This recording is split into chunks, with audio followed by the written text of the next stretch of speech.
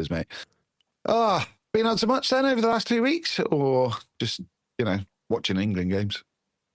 Well, just playing Dispatch, game of the year. That's it. And what else have we been playing? I don't know if you're doing a Power Wash Simulator 2 came out. If anyone's doing that, been playing that. That's my like calm down game. Like if I've done a big editing session, I'm like, oh okay, let's play a bit of this for a bit, and then go to bed. Yeah, not really doing too much. I mean, I've kind of been taking some weeks off. I think it was needed. Nice. Also, this is the last international break until March, so a lot of games for us to play, so a lot of content to make. So I thought I'd take this week off a little bit. But it's been decent. I feel refreshed. I feel way more happier. I'd say. I feel like I feel good. Oh, now. That's good, mate. That's really good. Did I tell you where I was last week when we can go on? No, I didn't think so. But, you probably are not going to know who they are. Do you know who Skin Dread are? Yeah, I You bought Helicopter? Because I go on Download Festival, they're always like, oh, who's going to fill in for this band that aren't there? And it's like, oh, it's probably Skin Dread. It's Benji. Yeah, exactly. Yeah, man. We went to Torquay for it. If you haven't listened to Skin Dread, anyone, go and listen to them. Like, I don't know how to explain it. Like, I tried to. Someone at work said, "Oh, what's the gig you're going to?" So I said the name. They're like, "Oh, I haven't heard of them." Like, where are they from? And I said, "Well, they're from Wales, but they kind of play a mix between reggae and metal." And they kind of looked at me and they said, "They're a Welsh band playing reggae metal." Yeah. And they're like, right. It's like, no, it's actually really good fun. Like them live is just a good time. I had the best time. And if anyone was at Torquay watching that gig and thought, who on earth is that play? It was me. That's who it was. I've actually started. I've been actually starting to listen to Architects because they are at Download next year, which I will be going to anyone. So if anyone wants to see me at Download, so I thought I'd listen to them, and they're quite good. They're quite good. I think we might be getting Download now, actually. We're thinking about doing the whole family, which could be nuts. So bad omens. We should do a live from Download. Oh my god, that would be so good. Yes, we need to do that. That's such a good idea. Yep. We'll get Sam on, although he'll be talking about United, but we get Sam on. It'll be right. That's the Download is where it's at next year. Bad Omens, my favourite band ever, are there, so I'm going for them. Yeah, they've got a great lineup. Football though, that's what we're here for. I think someone came in and someone left just then. I saw that. I don't know who that was. They'll probably pop back when it's actually football chat. I hope you're all well there, everyone watching. Don't be shy. Write in the chat how you're getting on. Tell us, what you've been up to in the last 2 weeks. But where should we start, mate? Where should we start? Do we start on signings? Do we start on the last game? Should we go through Sunderland very quickly, or? Yeah, we'll go through like the last week because we haven't spoken since for ages.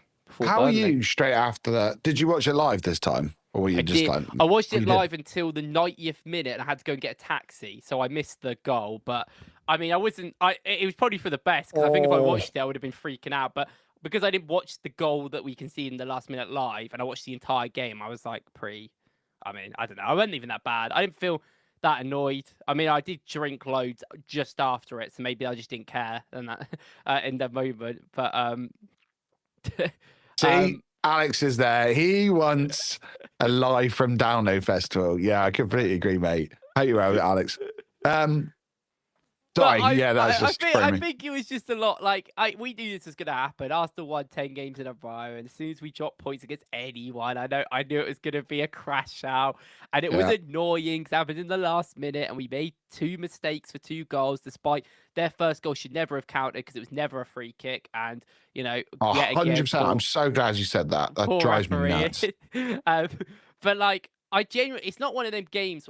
Going into that game, I didn't feel like we were going to win nailed on because like our attack was in that sort of stale attack. We had the same attack as we had last year. Well, broadly with Marino up front, Trossard on the left. Like we struggled with that last year and we kind of became quite, I don't know, predictable, weren't very fun. So I kind of felt like it was going to happen. But in the second half, we played very well. I felt like we created loads of chances. I felt like Sunderland were penned into their box, and we actually were creating chances. It weren't like, oh yeah, we've given up. Like we hit the bar. We created a few chances down the left as well. So I looked at the game and like it's annoying to drop points, but the performances didn't drop. And if anything, it gave me more confidence that we had 5 or 6 attackers out, and we were still able to put a really good performance in where we should have won against one of the better teams in the league away. They are one of the better teams at the moment. They've been fantastic this season, and they didn't even play bad against us. Like I want to give Sunderland credit. They just probably they were great. I didn't think they deserved to draw, but they did not deserve to draw. If that makes sense. Like I think they deserved the 2-1 loss. Yeah. Like, do you know what I mean? Like, in the nicest way, like they genuinely did. Like to go ahead, and then for us to have to like work really hard to come back into it. I think that would have been fair because everyone had gone, "War, Sunderland looked good." Like, but Arsenal were the better team. You know, they just know how to navigate these games. But I was livid at the end. Well, no, I don't know if livid's the right word. I think I was on the Cannon podcast, got roped in. Of course, if it's me and George together, I'm just sat there going, "Oh, that's all right, it's a win." And then last minute a goal goes in. I think I described it as a feeling of exhaustion. Just shattered, like I just the highs and the lows during the game and some of the mistakes we had. Like, do you remember David Raya like made a save and then stood up and proceeded to do like a 360? It's like, you know, so like funny. Things like that. And you're like, oh my God, what are we doing? Like, what is happening in this game? And some of the mistakes in that game were just so un-Arsenal like. You know, it took me back to COVID Arsenal. Like, you know, Kieran Tierney falling over, that kind of thing. But I just felt exhausted. I think the players were knackered, to be fair. I think that's why the mistakes happen. It's purely just through tiredness. They've played so much over such a long period of time. Because we just have we have depth in some areas, but we haven't had full depth for like a long time. So I feel like especially in the forward areas, like I just felt like these players have been run into the ground sometimes yet again because you know everyone's injured at the same time. It always happens, and it kind of always going into that game. It did feel like we need to get through this game and that's it. Okay, we should have won. We got a draw. Like it is annoying to drop points, but it is one of the harder fixtures. I think a lot of teams are going to go there and struggle in a sense. I also think as well, like the game was a very physical game, and when the games are physical, I hate this whole like, oh, you know, Arsenal got bullied. It's just a stupid saying because ultimately, when a game's physical, it comes down to the referees and other people's decisions. This is why I'm not someone who advocates physical football all the time because I just think it's a low-end way of doing football. I think anyone can be physical but can't kick a ball anywhere. You play any level of football, that is just common for it to happen, and like. In the first half, especially, but like in the second half, we had so much control; it didn't really matter. That we would literally touch someone, and it like every single touch was a foul, by the way, on both sides for a lot of it. But there was a lot of times where I think Calafiori didn't even touch the guy; he went on the floor, and it was a free kick. And then the same thing happened to us, and it weren't given. And I was just like, "This is stupid." We did a fair tackle with Zubamendi; they gave a free kick for it. We conceded. The referees walked off now. Great day. No one cares. Like no one's even spoken about it. But it just wasn't a free kick. It wasn't a yellow card. It's a fair tackle. So. Like, there's so many issues I have with the rule book and how it's refereed, not just from the referees, but just how they are supposed to ref. Like, I think we, you know, legitimize. It's almost worse to make a tackle 55 yards away from goal because they're on the break than it is to kick someone in the shin 30 yards away from goal. Like, I think that's a dumb way of looking at it, and I think that's a stupid way. Ronaldo, the fullback, made multiple fouls and finally got a yellow. Just then looking at my tweets because I was like, his name eluded me then, and I've got a tweet here that says Ronaldo must have dirt on Paulson, like because during it, the amount of fouls I understand the argument against like persistent fouling, but when there's that many that might as well be yellow cards on their own. You know, they're those, I'm not too sure. How he got away with it. And then I've got another tweet here that says, Trossard hacked down from behind, no yellow, no acknowledgement for the ref, no acknowledgement for the commentators. Just carry on, lads. And that's what it felt to me a lot of the time where, like, I'm all for, like, you know, I watched 90s football, Roy Keane and, you know, Eric Cantona kicking fans in the face and stuff. it's when it's stopping the game for us and not stopping it for the other team. Like that's a Mendy one. How was that even how's that a free kick, let alone a yellow card? And it's not like that's the big things we're talking about, like the yellow cards, the big decisions, like the free kick going against us, them scoring. But I judge a referee by every decision that they make, like anyone should in any job they ever do. Yeah. Like you have to judge them for the overall picture of things. And this is why you will never see me. I don't think there's one game this season where I've gone the referees did a good game. There's some games with people like, oh yeah, referees had an all right game. I don't think that because I look at everything they do. In this game, in the first half, we played in the first 42 minutes of the game. There was about 16 minutes in play or something like that they said. Now, some of it is because of these dumb throw-ins, which please, FIFA and UEFA and everyone and FA, please stop teams taking 7 years for throw-ins because it's just a joke, like genuinely. Same with the corners. I know we do it, but that shouldn't happen just because we do it. Everyone needs to be quicker for set Yeah, pieces. if it's for everyone. But the throw-ins... Well, just stop the clock. Here's an idea. Stop the clock like any other sport, like rugby or basketball. The game will go on for 5 months. Yeah, true. Like but I feel like... was it Wenger who said, like, make the game shorter than 90 minutes? Yeah, stop the clock. Yeah. But the thing that I think with this is, like, while I do think that needs to be stopped in order for the game to flow, because that first half against Sunderland was honestly awful. And it was not our fault. It was not really Sunderland's fault. Yeah, they kind of made it stop-starty, but I wouldn't blame them. There were two head injuries as well, weren't there? There was one there was to Marino and one Timber. Yeah, so there was like 10 or 15 minutes out for that or whatever. But there was so many times. I would love to see the stats of fouls because every single time someone touched someone, he'd give it as a foul. And I'm like, in a game which is going to be as physical as it is, like we all know it was going to be, you have to have a higher standard of fouls. And that's how games should be judged, because there was so many times where both teams got screwed over because they would touch someone and it'd be a foul. And it wasn't just like Arsenal, it was them as well, that we just like, oh, we're under pressure, jump on the floor, foul. And I'm like, at this point, what is the point of playing? Like, no one's even trying to play football in the first half. It was a dire experience for it to watch it at all. There was 13 tackles in the first half. Like, I just think it was just so much. I was so I don't know, over that first half. And in the second half, the only reason why it didn't happen is because we got so much pressure. These referees cannot referee. The rule book can't even do a good job at stating the rules. The handball rule is an absolute joke. It needs to change. The fouling's an absolute joke. It needs to change. So it's not like, I don't want to just blame the refs because it's from the top that it's a problem. But oh my God, I just felt like it's one of them games where after it, people will go, well, Arsenal didn't play well in the first half. And I'm like, there is absolutely nothing you can do when the game was played like that. There's nothing you can do. And it was honestly an awful experience. And that's when people get annoyed about the Premier League not being as good as it is. That's where I can sympathise and go, yeah, I could see it. I watched that first half and was like, oh, here comes a throw-in for either team. Better go and get a bloody coffee because it's going to take 7 months to take it. I was like, it's just a joke. And then, Rice takes 10 minutes to take a throw and he throws it straight to the first guy to head it out. And I was like, oh my God, like, what are we doing here, man? Like, this is not football. This is not fun. Like, can we just, like, it's so stupid. So I was like, I don't know. Mate, 100% though. It was just awful experience to watch, but it got better in the second half, I guess. But oh my God, that first half was awful.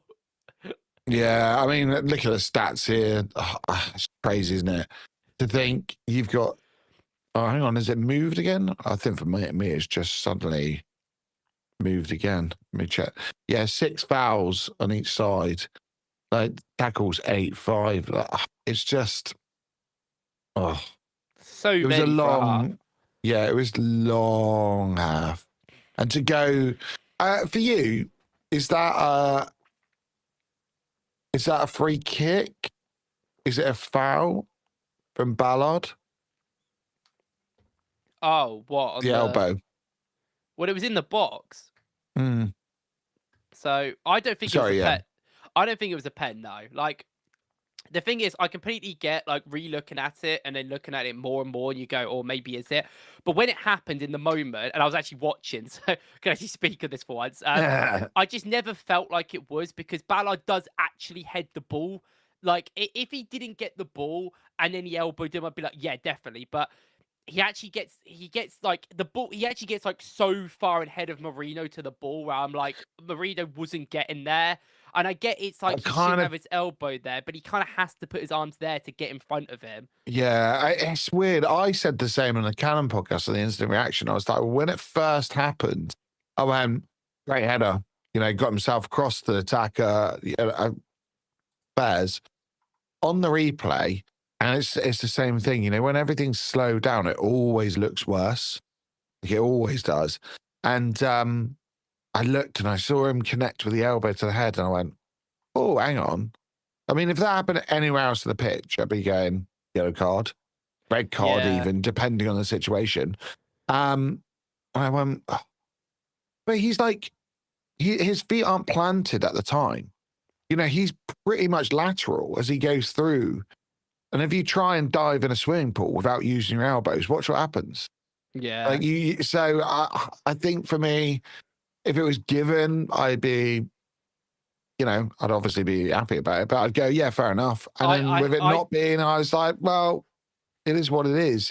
If he was like feet planted, come across and then heads the ball, I would be like, yeah, that's a pen. The thing is, I just think personally, in a low-scoring sport like football, I do think the level of a penalty, considering it gives you like it's a 70% chance of scoring, which is the statistics, I think that it needs to be a higher level of like guaranteed. This is kind of what I think about the handballs as well. I'm like, yes, we might as well just go back to ball to hand, because it's getting to a point where players are accidentally putting their arm in a position and it's just bouncing off them because it deflects off a guy in front of them, or the guy's literally a foot in next to him and he can't react, and that's a pen. And I think that sometimes you look at it and I go, yeah, that's a pen that should be given. But I think when you're not given the same decisions the other way, like we saw the Salah goal against Palace earlier in the season, he has his arms up in the air. Oh, but we couldn't definitively say if it had an arm. Yeah, but you'd still give that against the defender if that went the other way. So I think for a penalty, in my opinion, it needs to be a more solidified thing. And it was an accidental thing. I think just most of the rules don't they? We should just get rid of most of the subjectivity and just be like... Stupid. I do think that, like you said, I think it's a foul other places in the pitch. But I think if you give a pen for that, the kind of, the game's gone army will be there. And I kind of would be agreeing with them there a little bit. I think I do like, I don't know. It's one of them things where like there's been more egregious decisions. And I was just like, I get why people are saying it, but I'm no issue with it personally. I think it's fine. And I think we should have a high level of trying, like the level to give away a pen should be high, but it also needs to be fair. And like, it just never is really like that. It's never fair or high at the moment. It does feel like some games, whatever you do, you don't get a pen. You walk around the goalie brings you down, not a pen. But then in some games where the goalkeeper slightly touches you, like in the Liverpool game, or in games where, there's certain other things happen and they give a pens all the time, and it's just like, what are we doing here? And it's just annoying. I don't know. The refereeing in this country has got worse and worse and worse. 3 years ago when I started YouTube, it was pretty bad. Last year it was really bad, and now I think it's genuinely even worse. It's just getting worse and worse. There's no up. We're at rock bottom. Every game is awful, and every team will suffer when people stop taking it as in a bias thing. There's people who don't support top six clubs who think there's some sort of bias the ref has towards top six clubs. But anyone who supports a top six club will be like, well, we've been screwed over by multiple decisions. We have, Arsenal have.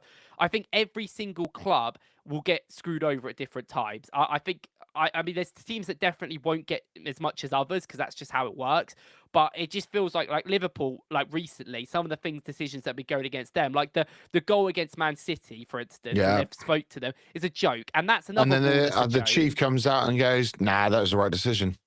Yeah, because he wants to defend his friends, because he has an objective bias to defend his workmates. Like, it's this thing, like, it's like, why should I... It's like, when you listen to the government about stuff that they say, but the government are always going to twist things in ways that make them sound better and make other people sound worse. It's the same as them. Like, everyone has bias in the game, and everyone's going to have their own, like, intentions or opinion. This is why I find it so weird when, like, I don't know... Do you think, like, VAR, then, should be completely independent, even, like, say, foreign officials, essentially foreign officials who just sit online, watch it, and make a blind decision, basically? I think if it could be done, yeah, that should be considered. Like, I think just genuinely, the governing body of it in the UK should not be the PGMOL. Like they should Yeah. not, because they just do have biases. Even if it isn't as deep as they support a club or they're from an area, even if it isn't like that concrete, there is some sort of moment. We saw it with the whole Coot thing where, like, I know that we can't prove that didn't give Liverpool's decisions, but he clearly had an opinion about Klopp that he didn't like Klopp. And I don't like some people. We've spoken about this before, where people don't like people, so they kind of dissociate them or just don't care about the good that they do, or they don't even think about it. Like a great example in a football level is Bruno Fernandes. There are so many people out there that don't think Bruno Fernandes is a good player because he's a dickhead. And like, I understand that, but he is a good player. And it's like that sort of thing. Like, there is no way that all of these referees think objectively. Some of them might, but we see it in analysts and YouTubers and content creators and anyone, every single person, as much as you can be as objective as possible, you're going to be slightly biased or look the good way for the team that you support, like mostly, unless you because that's just how it is. And like, I find it so, like, it is the thing. I look at the PGMOL, and maybe the PGMOL just needs a new head. Maybe Howard Webb isn't good enough, and I don't think Howard Webb is good enough. And like, you know, people don't like him, but we need to get that other referee in. I can't remember his name, the one that's always on the YouTube videos, but I don't know. Oh, he's great. Yeah. Oh, what is he called? I know exactly who you mean as well. He did the Sidemen charity match, but like, I look at stuff like that, and I'm just like, refereeing in this country is a joke, and we're all gonna suffer until it gets better, until something happens. And I do think it's one of them things where it can only go bad for so long. Like, I don't see 10 years time down the line PGMOL still running it in the way they're running things right now. Because it's just not working, and people are getting more and more frustrated, and something will have to happen. And it's the same with everything. I think something does have to happen, but I do wonder, in the cynic in me, that one, they're too entrenched in what they're doing, and it's almost like incestual, the whole thing. That they're all the same family. They're like, it doesn't matter if they're on the pitch or off the pitch, or if they're kind of outside of the decision making now, or what's the guy who's on the guy who quite often is on Sky Sports, the ex-referee. I'm trying to think what can't think what he's called now. But there's one referee, guys, if you're watching, let me know who I'm talking about. Who am I talking about? And even the ex-referees, when you're listening to them, they're saying the same thing because they're all mates. It's just, I just wonder. Dermot Gallagher. Yes, that's the one. Yeah. I didn't even know who he was until he's on TV. I think when he's on there, I go, well, there's no point of him being on there. Same with Howard Webb. When he comes out and talks, there is no point, because all he ever does is says, well, the referee had, a hard choice to make, and then they bend the rule set to the decision. It just baffles me. You know, when we played against Sparta, I was really impressed with that referee in terms of, I don't think he had a great match overall, but in the big decisions, I think he got them right. And for him to make a decision for a penalty and then look, he goes to the monitor, he watches Ben White, and then he goes, yeah, I got that one wrong. But Premier League refs don't do that. How often do they look and actually go, oh, yeah, I got, the self, correction? It's funny you say that, because I kind of felt like the opposite. Like, I felt like, I just felt like I'm not going to give credit for a referee getting a decision wrong from 5 feet away, and then getting told to change it when he's 5 feet away. Like, how has he made that decision there?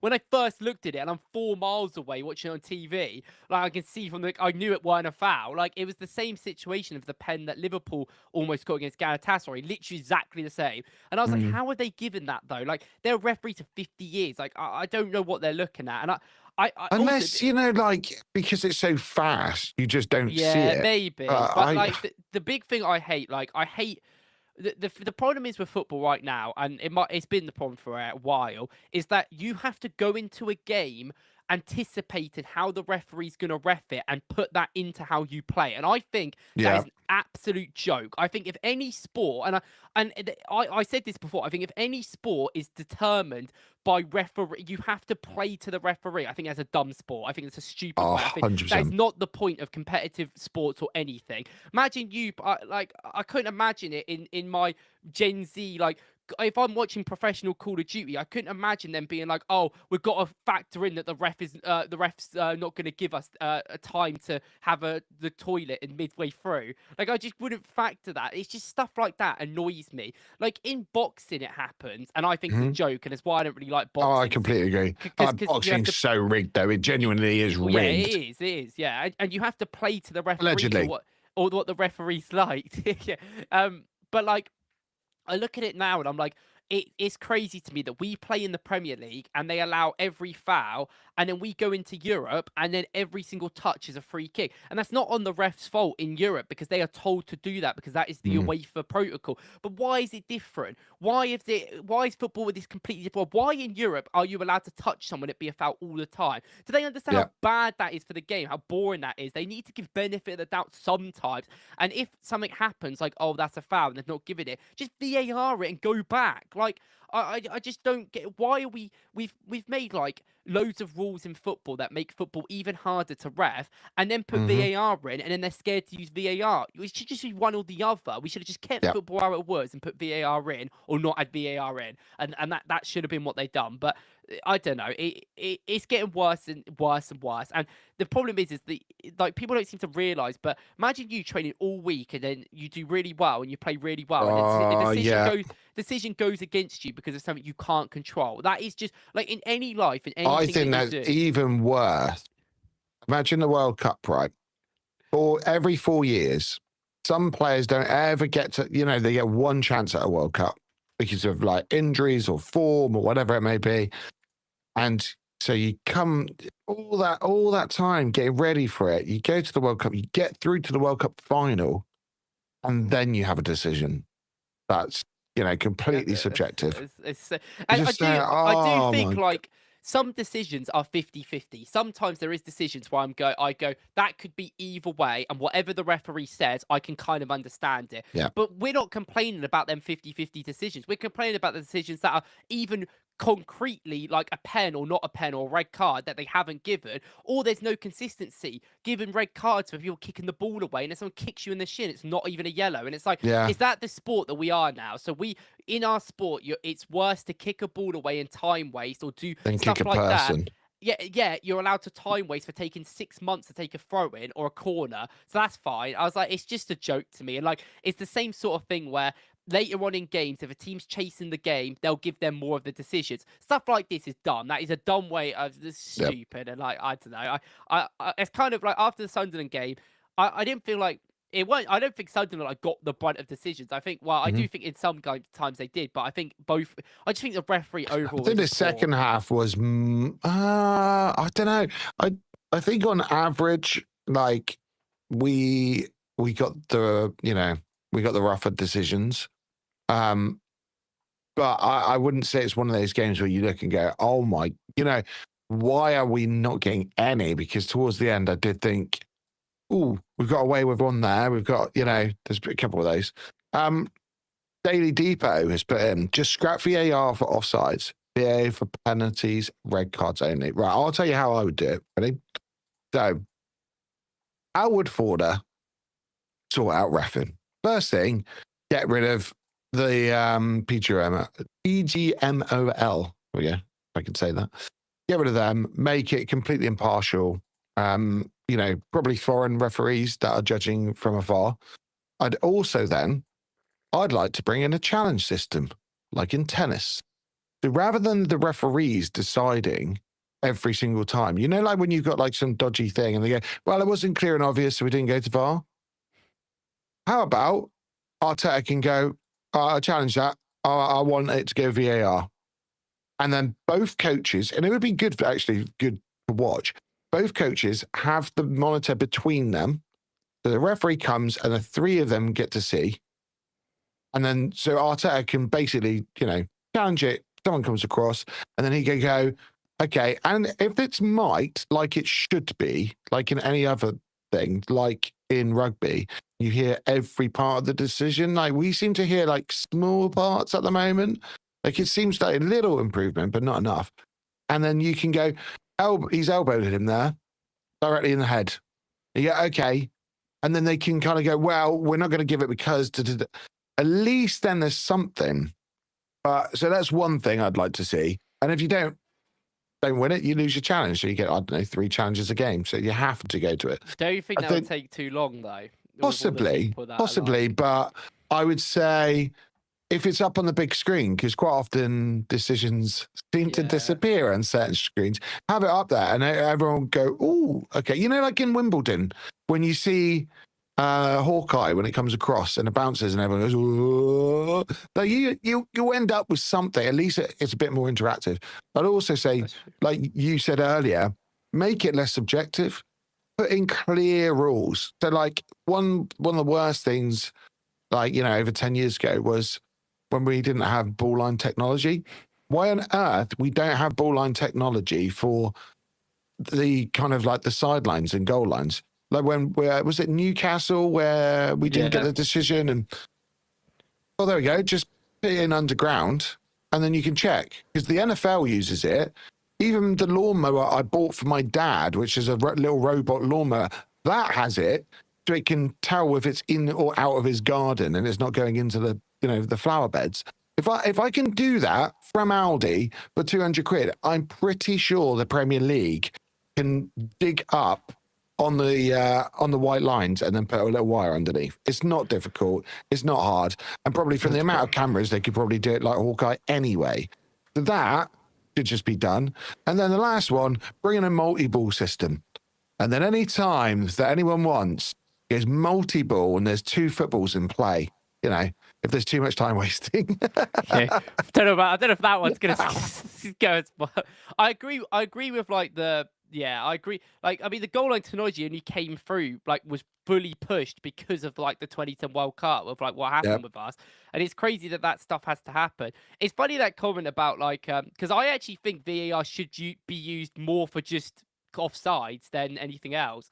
Well, it's semi-automated now, isn't it? Yeah, it is semi-automated. Which, again, was like a whole weird thing that clubs voted and said, yeah, we'll put it off for a year. Or and then everyone else in Europe did it, and then we were like, actually, it might be a good idea. But like stuff like, at least with offsides, I completely understand. I've seen a lot of people say that they don't like how offsides are so like paper thin, and that maybe there should be a little bit of benefit of the doubt to the attacker because if not, it's just okay. I've got a question then. Do you like Wenger's idea of having daylight between? No, it's absurd. That is insane because how good these strikers at the top level are. They just stand there and have like 5 lengths of space over anyone else. They're already facing the right direction as well, 90% of the time. Yeah. So they've already got that advantage. I get the issue with when it's like 2 people's foot sizes and one's a bit bigger and then they get screwed over. But I'm not someone that cares that much because that doesn't happen that often. That's not like that's happened a few times. And I think offsides actually helps a lot. Like there's so many offsides you realise without VAR that they just don't give. And then you go VAR and he's like, oh yeah, he's 3 feet offside. Why is he not giving anything? And it's like that sort of thing. Like I kind of think that's fine because you can actually see that. I just think like I feel like 80% of fouls in football are subjective, and that is like slightly the issue. But I also think that it's not only is it like everyone just has their own idea of how they ref, and not only do like we all have it, but the refs have it, and that's the problem. That's the issue. Can't give out a red card in the first 5 minutes. That'll ruin the game. Can't give a yellow in the first 40 minutes. That's basically the new thing. Like there were so many fouls against Sunderland when I was like, well, that's clearly a yellow, and the only time they give a yellow is if it is a counter-attacking and it's a Supermendi. And even or if it's like a pull, if you pull their shirt, that's the only thing that they've abide to still. Them rules, it's like, oh, so you've kept that in, but you've not kept all the other ones in when someone kicks someone in the face and it's a yellow. Like, what is going on? Like, I think I don't know. There's so much they need to do, and they probably. I as well. I do think stop the clock. Like I've heard. I have a good authority from someone that works to do with the Premier League that their decision of not stopping the clock when they were talking about additional time and stopping time wasting, because that was the big agenda, wasn't it? They said, we're not going to do it because rugby does it. I just think, what, like, you should be looking at all the sports around the world, and you should be looking at, you know, their elite, their pinnacle of their sport, and making decisions based on that, and go, okay, what can we learn from that? You said boxing earlier. Like, what can we learn about? Okay, so the low blow like thing. Okay, how can we bring that into, you know, fouls? How can we do? Like, or you look at basketball. Well, how do we know if it's a three throw? So how do they know that? How do they know if it's, you know, a charging foul or something?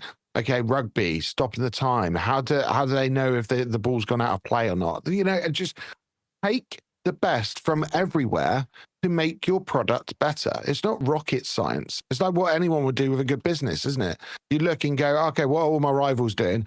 How can I do that, but do it even better? Like, it's not. Yeah, it just drives me I insane. don't And know. I don't really for see me, I think rugby as a rival, to be honest. no, it's not. And that's the thing. But that's how they saw But it. like rugby They're is like, we don't watched want to by be a lot less people. I feel like that has oh, 100%. it has an easier ability to do things like that. I don't. And I fouls think, and things are much more obvious. yeah, because it's such a physical sport. Genuinely, I think with. I don't think they need to stop the clock. I feel like that is too rugby-like, and also if we stopped the clock, that's like a football thing. That isn't a Premier League thing. Like we Oh, can't. no, I agree with that. Yeah, it's definitely like football in general. I don't think anyone has even the involvement to be able to do that. Like only FIFA, and FIFA are not going to do that because they'd get told off like loads. So I think that, and even then, I don't even think they can control like the Prem. I think they just control FIFA tournaments. So yeah. I don't know. I feel like there would be too much gameplay, and I do think sometimes there is ounces of like the game when the ball goes out. Sometimes like, you know, getting back and getting ready and kicking the ball. Like when would like you'd have to have someone waiting to start. Like you think about like the Trent goal, the Trent assist, against Barca when Origi scored. Like corner taken quickly, stuff like this. Like I feel like all of that would be kind of gone from that a little bit, and it'd be harder to do. And I feel like in a sport where it's so intense and we already play so many games, way too many, 50, 60 games a season, I think that would be too much. That's why when like I get annoyed when there was only 10 or 12 minutes of the ball in play in the first half against Sunderland, but it's like I can see why the players are walking around because they've played so much, they're going to be dead if they have to play anymore. So it's kind of one of them like them things where it's a bit like, I don't know, up in the air. I don't know if they necessarily need to do that. I mean, a lot of these other sports as well, like even though like they pause the clock in American football or basketball, there's a lot of times where the clock is still going on and no one's doing anything. They're not moving. They're waiting. That is true. And we don't have that. We're literally on it all the time. Everyone has to be moving. Like even in rugby, you pass sideways, so a lot of people can sit on the edge and wait and not even have to move that much for ages until they get the ball into their area. So it's like that kind of thing. In football, you've just always got to be moving or doing something. You can't really be standing still for that long. Like I feel like, and unless like if something like that would have to happen, they would have to allow you to do like 8 subs a game or something like that. Or even I think making adjustments to the actual the amount of time the game is. I think that's the thing. I think people on the whole wouldn't mind it as much, but when you start saying, yeah, but don't play 90 minutes, I don't know why, but I feel like that is the thing that people get mad about, changing it from 90 minutes. I don't know why. I think people would get mad at anything, to be honest. I don't think true. particularly like change. And I do actually think, funny enough, some of the changes have been pretty bad recently. So I kind of agree with people when I'm like, because I'm not someone, I don't mind change. I'm always pretty open about it. I always say like, I think people hate change and it's a big point. You just give it a chance. But I do think there's certain levels like this VAR has to change. These referees have to change. There needs to stop being this cult of referees where you can't even criticize them or say anything, and then they act like they're right all the time. Like little things like that. I've said that just go a long way. Would you be up for them having to talk to like the media after a game? Because I think they should do. I think they should be held accountable. If there's like a really poor decision, they're not trained in these ways, and I feel like the issue is like I'm fundamentally in the camp where I think we need to hear less of referees. I think we hear way too much of them. Yeah, I know what you mean. And I think they just don't, half of the time. This is the issue we have with refs. It's like they'll make a decision against your club, you'll get screwed over, you'll like drop points. Loads of people's like week has been affected by that, and then they'll just go on like next day on their shows and be like, yeah, we were right. And then there's 99% of the time, they never sit there and put their hands up and go, we were wrong. And that is a joke. Like, I've said this to people. I said, if they were a little bit more honest about when they made mistakes and how their hypocrisy happened, people, I know not like, I'd say at least 60% of people are still going to be annoyed and hate them, and probably hate them even more if they apologize.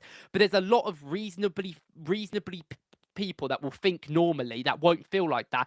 But like, if they came out and were honest about some of the mistakes they made, in hindsight and later on when you're not as affected, you'd probably be like, oh, okay, fair enough. If they corrected that mistake in the future, it's fine. It happens sometimes. But they don't correct that mistake and they double down on it. And this is why they're going to keep making mistakes, because in their brain, if they don't think you're making any mistakes, then you will continue to do that. And it's the biggest problem they have of it. If they just were more open, that more reasonable people would be understanding of it. And I can't defend them. I can never sit here and defend a referee. And like, this is why my standards of referee is high, because this is a $1 billion league. This is one of the most expensive leagues in the world. We should expect better. It's like you were saying with, why is there no like cameras for the lines and like to see if the ball is out? This, you know, the amount of money that they make from their TV deals and all the clubs, it's unacceptable that they don't have that things in the game. It's just unacceptable. Like, it just doesn't make any sense why that's not in. Like, I'm sorry, the amount of money that they make, instead of maybe putting it into their pockets, they should actually invest it into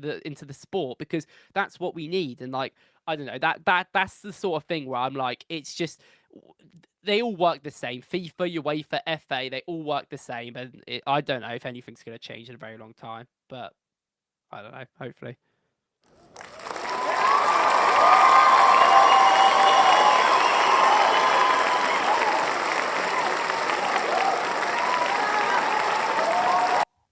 Mate, well said. I love it when you're on a rant. I absolutely love it. Best thing ever. Someone put in a comment. I don't know if it was on a short, saying like, "Oh, about you," and I said, it's the best thing ever. Like, you need to just watch the FOKLZ podcast, because I think they came from your channel and hadn't seen us kind of talking together, and it's always a bit of a different one, this, isn't it? But we weren't even going to talk about rest tonight. So funny. That's just like completely on a whim.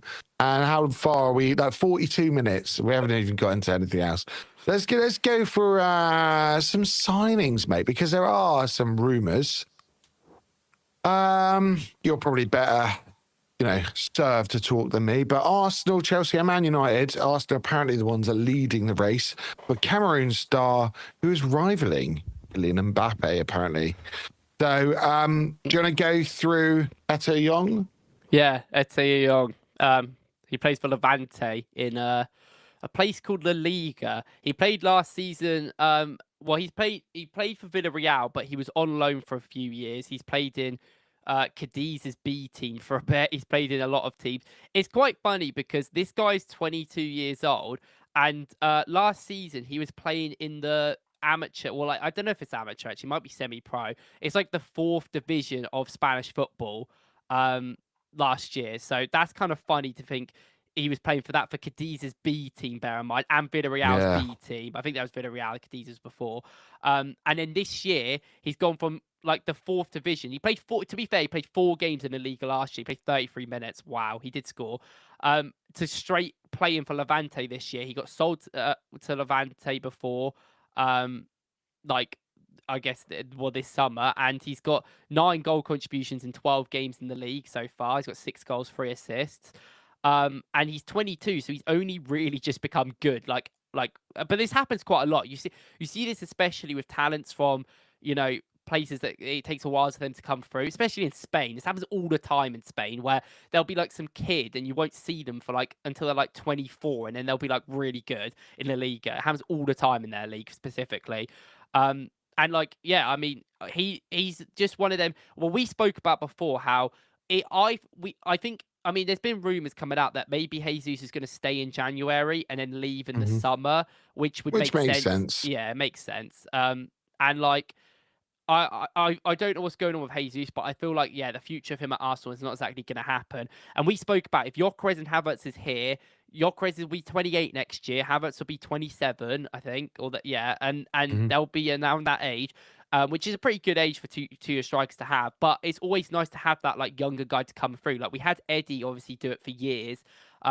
And he got good game time because he was like, because we had so many injuries to Jesus and stuff. We've obviously had Harriman and Noose, who is still super, Mhm. super young. He's only 17. So, like, he needs to probably go out Which and is do other almost things. too young, isn't it? Yeah, like that is, unless you're like a talent like Max Dalman, you can't really expect him to be like a third choice striker because, third choice striker. I mean, I know we got Marino at the moment, so it's not really like, okay, yeah, okay. But I still think like long term, you probably don't want to just keep shoving Marino up front every time you have a couple of injuries. Like, I don't know if that's the necessary idea. So getting a young project striker is an idea, and we've seen it so much where strikers come out of nowhere and they're just really like they do really well in a top 5 league and they get Mhm. bought for like 20-25 mil. Like the one that last season that comes to mind is Bonnie, who plays for Inter now. He was Yeah. around at Parma for quite a bit and stuff, but he scored 6 goals last season.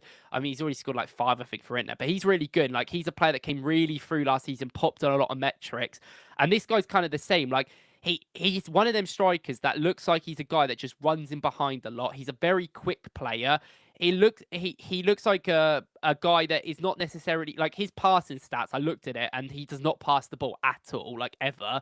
So he's not someone that's going to come deeper and I lay mean, the ball he off. is in the 5th percentile, not the top 5, the lowest 5% of forwards in the league for his passes attempted, which is Yeah, he mad, makes isn't it? 13 passes per game attempted, and Yeah. and a completion rate is 70%, which is even Yeah. good when he has no passes. It's in the 41st percentile. But That's he's not mad, even isn't it? like a progressive player in that way. He is literally just like an off the ball runner in behind. He has Yeah. his shots are not that high, but he has obviously this season his stats are really good. But his assists are pretty high as well. So I think he's this guy that is quite specialist inside the box. He can really find players in there. He just pushes back the line super quick.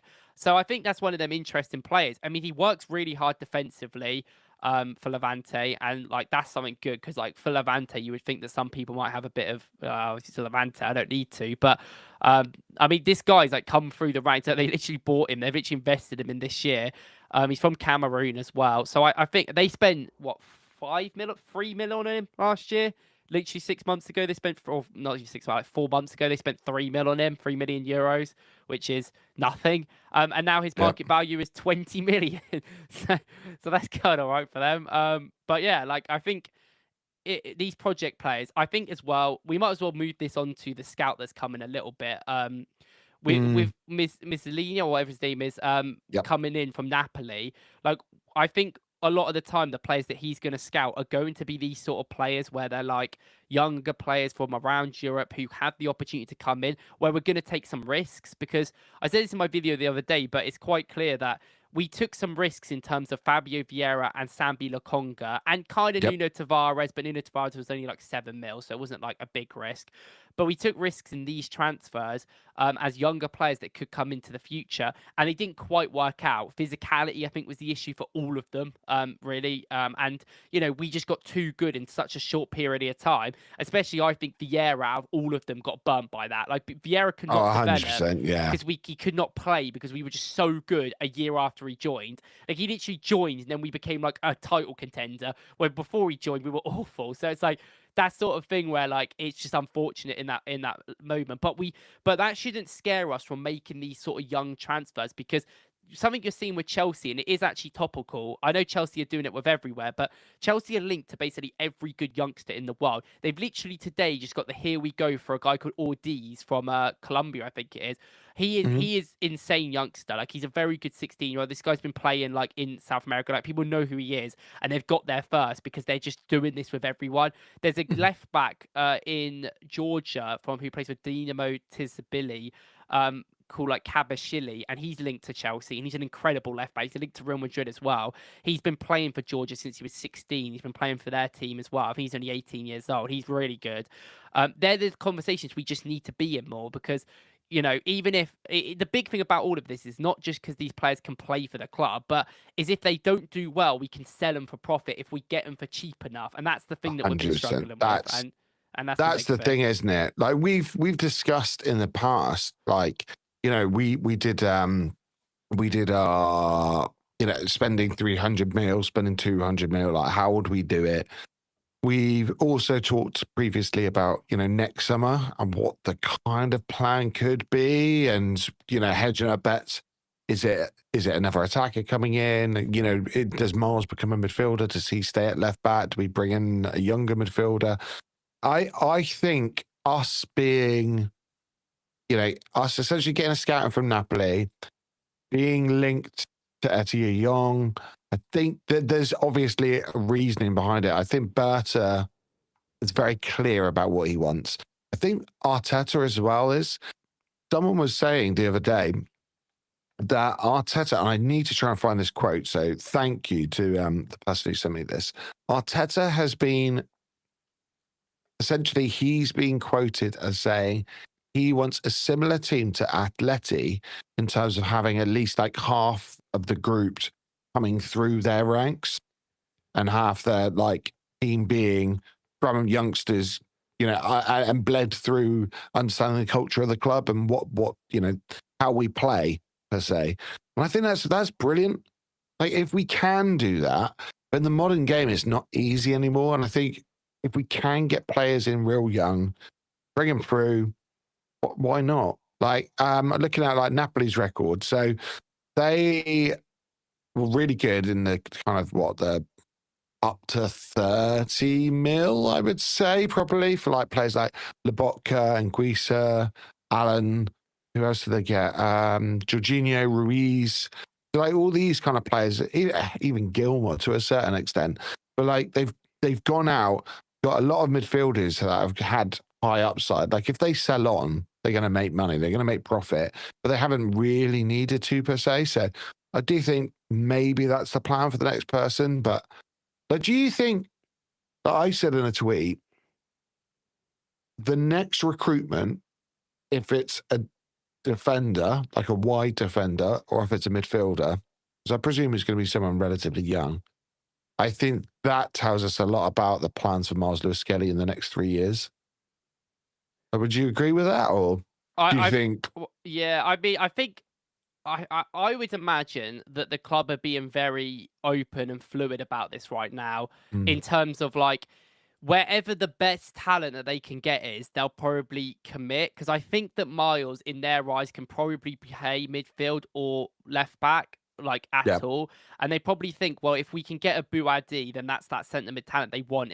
Let's say if they think he's that good, like they might not, they might think someone else is better or whatever. I think he's that good, so let's just get him. But like that sort of thing, they might go, oh, well, that's the talent we have to get to compete later in the future. So that's who we're going to get now. Or there might be like, oh, actually, there's this left back or centre back that we want to get. Like maybe like they're like, oh, we really want Nathaniel Brown from Frankfurt, so we're gonna just commit to Nathaniel Brown because he's a top player already, and then we'll move Miles in midfield. So, and it also could be a situation like, let's say we don't even get Bouadi, let's say he does go to like a Real Madrid or Barca, and then they're like, well, let's go and get Nathaniel Brown. Then we can get him for a good price, and then that's where you kind of look. And I think that's kind of where the club are going to be looking at the moment. It's interesting because I think actually anyway they'll sign a midfielder because of Norgard, but it's like, what sort of midfielder do they sign? Because a Bouadi, like we said, is much more in the Miles sort of era of 8. He's like an 8. He can play as a 6 and a 10. He's very young, but I think he's more of an 8. So he's more of that Miles sort of mold. Even though Miles, you could argue, can be a 6. He could be. But they might go, actually want a Gume who's a 6, and then they go, oh yeah, let's bring him in or stuff.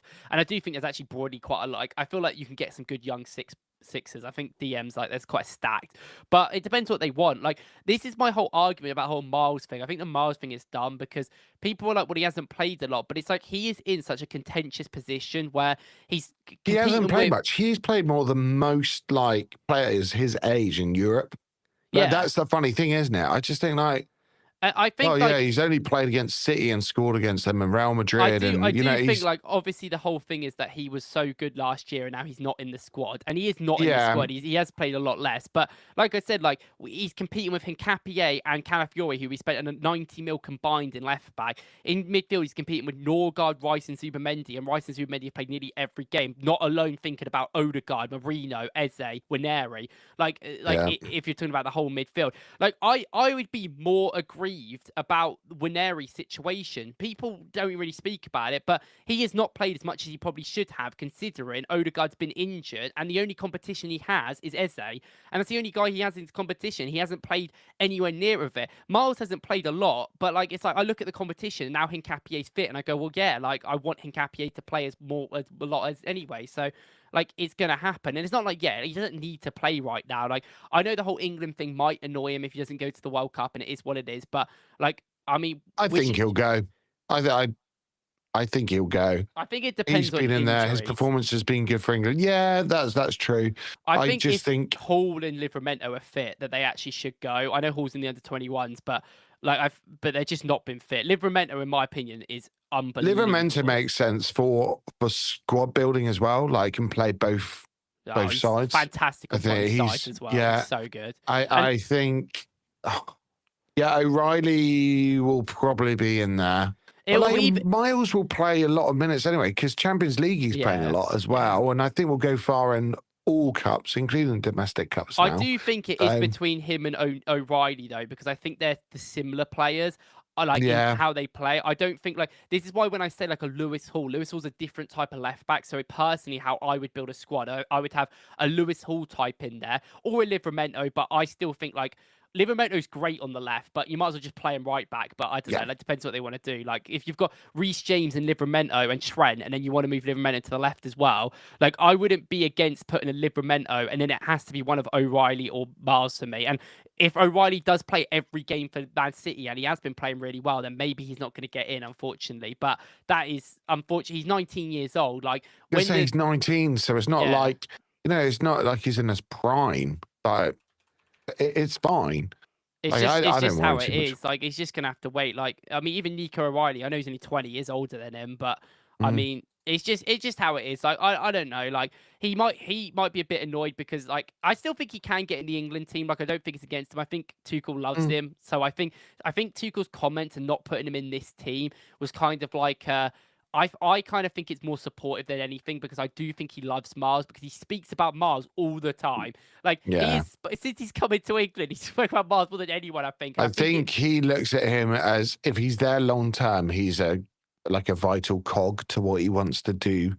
Like, I quite like Tuchel as a manager. The game against Serbia, although it felt at times like a friendly, it wasn't. There's something, especially for Serbia, something on the line. And England went through the motions, but there is still fluidity, and everyone kind of knew where they should be. Like, it didn't really matter who was playing in what position. Nothing really changed too much, if you know what I mean. Like, the structure worked, the team worked. So I quite like what he's doing at the moment, to be fair. What's your view? Random question. What's your view on him saying that he might sing the national anthem? I didn't even know he said that. Crazy. Yeah, apparently he said like we actually converted him. Earn it. We actually converted him. I don't know. Maybe he's British now. Fair enough. I do think I like Tuchel, but his decisions around the squad that he picks are insane to me. But they I kind of thought he would pick some crazy people, because I know what he's like. He's a very specific guy. He's like Arteta. Like, he likes what he likes in certain players. Like, I'm not surprised he likes Jordan Henderson, but. Yeah, there is some players in this team that I look at and go, oh my God. But he seems to love Eze. Like, Eze's been good under him as well. I think Eze's played better for him. Like, I saw so many tweets being like, oh, it's so funny, but I think Eze plays better for England than he does for Arsenal. And I was like, before Tuchel came in, before this last 2 international breaks, Eze had done nothing basically for England ever. Like, I know he'd not play a lot of minutes. He hasn't. He still even hasn't now. But I was like, I don't know. I never really assumed that. With Madueke, that's different. Madueke's always been good for England. He does always turn up for England. That's been a thing. But I didn't know. I didn't think like that at all. And I'm glad to see, though. Like, I mean, we've got Rice, Saka, and Eze in there anyway. So we've got some of and Madueke. Madueke will be there, I'm sure, as well. So we're gonna have a big representation. So it's And going to be Miles. interesting. Well, And Max maybe Miles. Dalman. We might see. I just don't think we're going to see Max Dalman somehow. But it'd be interesting to see with injuries, because injuries do dictate everything. Like, he was playing Foden as a false 9 yesterday. I know. Yeah, that's the thing. We'll come on to Foden in a little bit. 610 Vegas has said stockpile young players, and that can make you a very profitable club if done well with a good loan system. Plus, would help a major injury crisis. But I do agree with that. Like, it's that part. Like, if done well. Like, and I'm starting to trust us more with this. Like, our loan system is not good enough. It's not. I've said it multiple times. I get so frustrated with it. Funny enough, we were talking about loans before we came on, didn't we? We were talking about the idea of Jack Wilshere suddenly getting some of the players at Luton on loan, especially players that he's already worked with. That kind of makes sense. But that's the one problem, that we don't have a multi-club structure. So it's a little bit more difficult for us, and we don't really have that knowledge, I think, of who to send who where and how we can agree, amount of minutes and development and stuff like that. They are very good at it. They're very, very good at that kind of side. And quite often, it's not even like a loan, is it? Well, it's just so hard, isn't it, though? Because, like, with that comment, it's like the problem is with it, like, even if we sign loads of 20, 21-year-olds and they could sit on the bench. Remember the amount of criticism Eddie Nketiah used to get? And, like, Eddie Nketiah wasn't amazing. No, I was pretty critical of Eddie for quite a while. But he was just fine. He was a fine Premier League striker that came in when we needed him to. It was only because he was our second choice, because we'd, like... That was the problem. Yeah, that was the issue. Yeah, 100% agree with that. Like, that's the sort of thing. And I remember people were like, oh, Balogun's better. It was like a concoction of problems, wasn't it? Because the Balogun thing, and I think people looked at him and as like, oh, he could be the next, he could leapfrog him. I think that was part of it. The number 14 didn't help his cause. Yeah, that's true. The wage increase, because what did he get, 100 grand a week? Yeah, he was on a lot of money. And being our number 2 for the striker, I think if he got a relatively good wage, got a wage increase, but he wasn't at 100 grand, didn't take number 14, and was our third striker, I don't think anyone would have worried then, because Balogun would have left and everyone would have gone, oh, actually, he's had one good season. Whatever. Yeah, and he sucks. And he's not getting paid too much, so we can just keep Eddie. It's just the problem is, it's like when we sign players, like we're talking about these youngsters at least being on maybe the same level of Eddie, because they're not going to be that much better, because they just haven't got that experience. And also the problem is now is that we are arguably a better team than when Eddie was here, and we're also like top of the Prem. We're like competing for all majors. Like we are in the 100% in the top 3 or 4 teams in the world right now. And it's like, is there going to be many young strikers that don't play, bear in mind, that are third choice, that are going to be able to get better by not playing and then be able to come in and do that? Like, I think we look at Mascara and everyone's looking at Mascara, his ability to come in. Yeah, but that's just an actual freak. Like, that isn't normal for a player. I mean, the thing is with Mascara, like, he is very experienced for his age. He's played like 3 full seasons at Valencia. So like, at least he's got that experience in his mind. But like, he is fully willing to come in and be great. And that is just kind of lucky. Like, we've got a player like that, but it's so hard to find these players. That's why you see Liverpool buy Leone. Leone came in. He's only played 12 games in the top 5 league ever in his career. They spent 30 mil on him, but it's because they look at the attributes he has. They look at like their data, and it's like, well, he looks good, so we're gonna have to take a risk on him. But even that risk, 30 mil, is not like, that's like risk. That's like cheap money now. Like 30 mil is like, you have to buy squad players for that. So it's hard because we can't buy like. We can't buy 5 30 mil youngsters, can we? You can only really commit to like 1 or 2, and you're just hoping that that's the one. And unfortunately, a lot of them, with the level we're at and how much we play and the amount of game time that they get, it's just not going to be there. That's why it always is better when it's like an academy guy. But yeah, like Harrison Anus he's a little bit too young, I think, and he's not really like that, so it's not really working. But like, it works for Dalman. Like, our right wing is absolutely covered now. You've got like Saka, who's 20, he's my age, he's 24. You've got Madueke, who's like 24, 23, and then you've got Dalman, who's 15. And then you've got Winery, he's 18. You can play there. Like, right wing, we're covered for like That's crazy, isn't it? We're covered for ages. It's easy, mate. Talking of Dalman, so set for a major promotion in England. So it says Dalman 15 is enjoying a breakout campaign in North London, becoming the second youngest Premier League player ever, behind, obviously, Arsenal teammate Ethan Waneri, and breaking the age record for the Champions League. Sure enough, England are also interested in fast-tracking the teenager, described as a foul magnet, and already making waves in senior football. I mean, this is great. Like, it is brilliant, but I'm not surprised. Like, it's kind of at this point, it's like non-newsworthy because Max Dalman is just that good. Like, he's unbelievable. Like, we're so lucky with him, and I just think anyone that kind of wants to just throw him in constantly, I think it's because we just know how good he is, not because we're trying to, cast out any doubts about injuries and long-term development. Like, he's just an unbelievable talent. But go on, go for it, mate. I mean, he literally, I mean, since we've last spoken, he's made his Champions League debut. We thought he'd probably come on against looked good. Slavia Prague, but I mean, I wanted him to come on against Sunderland because they were physical, and I was like, just bring on the kid, and he's going to win like 700 free kicks. I know, like, Saka was actually winning a load. True, I was there going the other way, going, oh, God, he's going to come on and have his leg broken. Like, well, he's got to learn. You have to play these guys eventually. But I thought, like, I don't know, like, he is... I mean, at the start of the season, I was like, is he even going to play? But then how injuries have worked out, him being incredible in pre-season, definitely, like, boosted it. And I remember saying after pre-season, I was like, this guy's going to play. Like, I've seen it. He's already played 5 games off one start, 4 off the bench this season, which is insane because he's 15.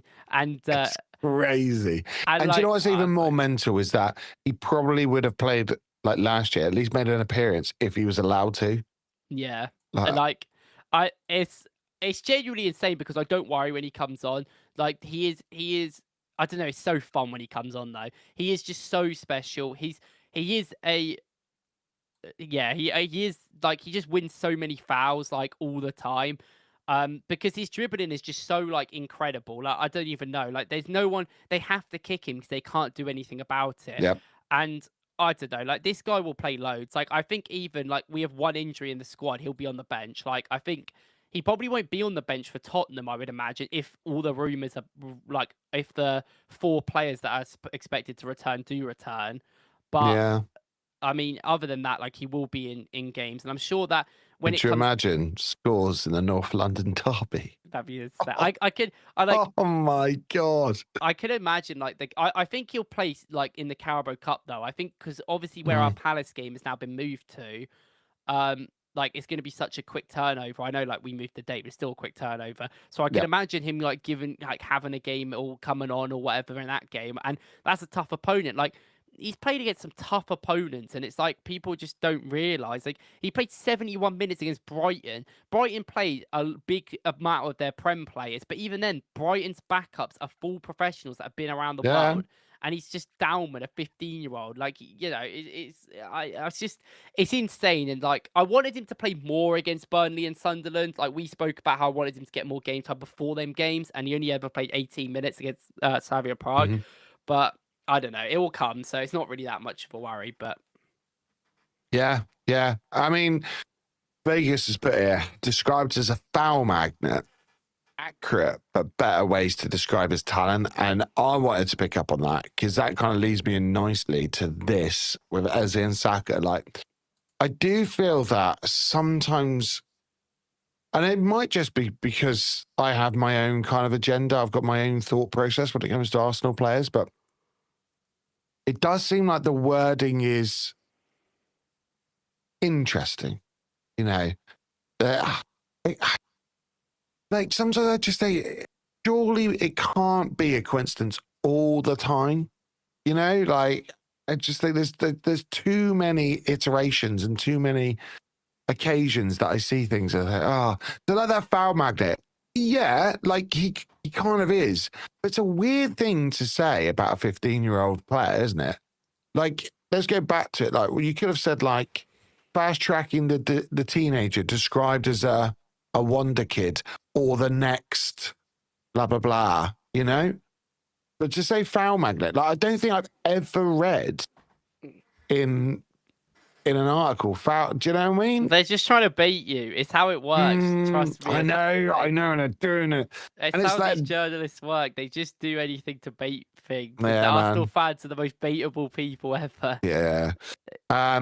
This thing is weird, though. This is weird. This is so funny. I mean, here's my tweet anyway. And this, so it started off with the Phil Foden set up Eze's goal, then joined in the celebration. So that's ESPN as well. Not even like it's, BBC or something like that. The ESPN. And I thought, no mention of how damn good that goal was. Because that goal was unreal. But instead, it's about Phil Foden, really.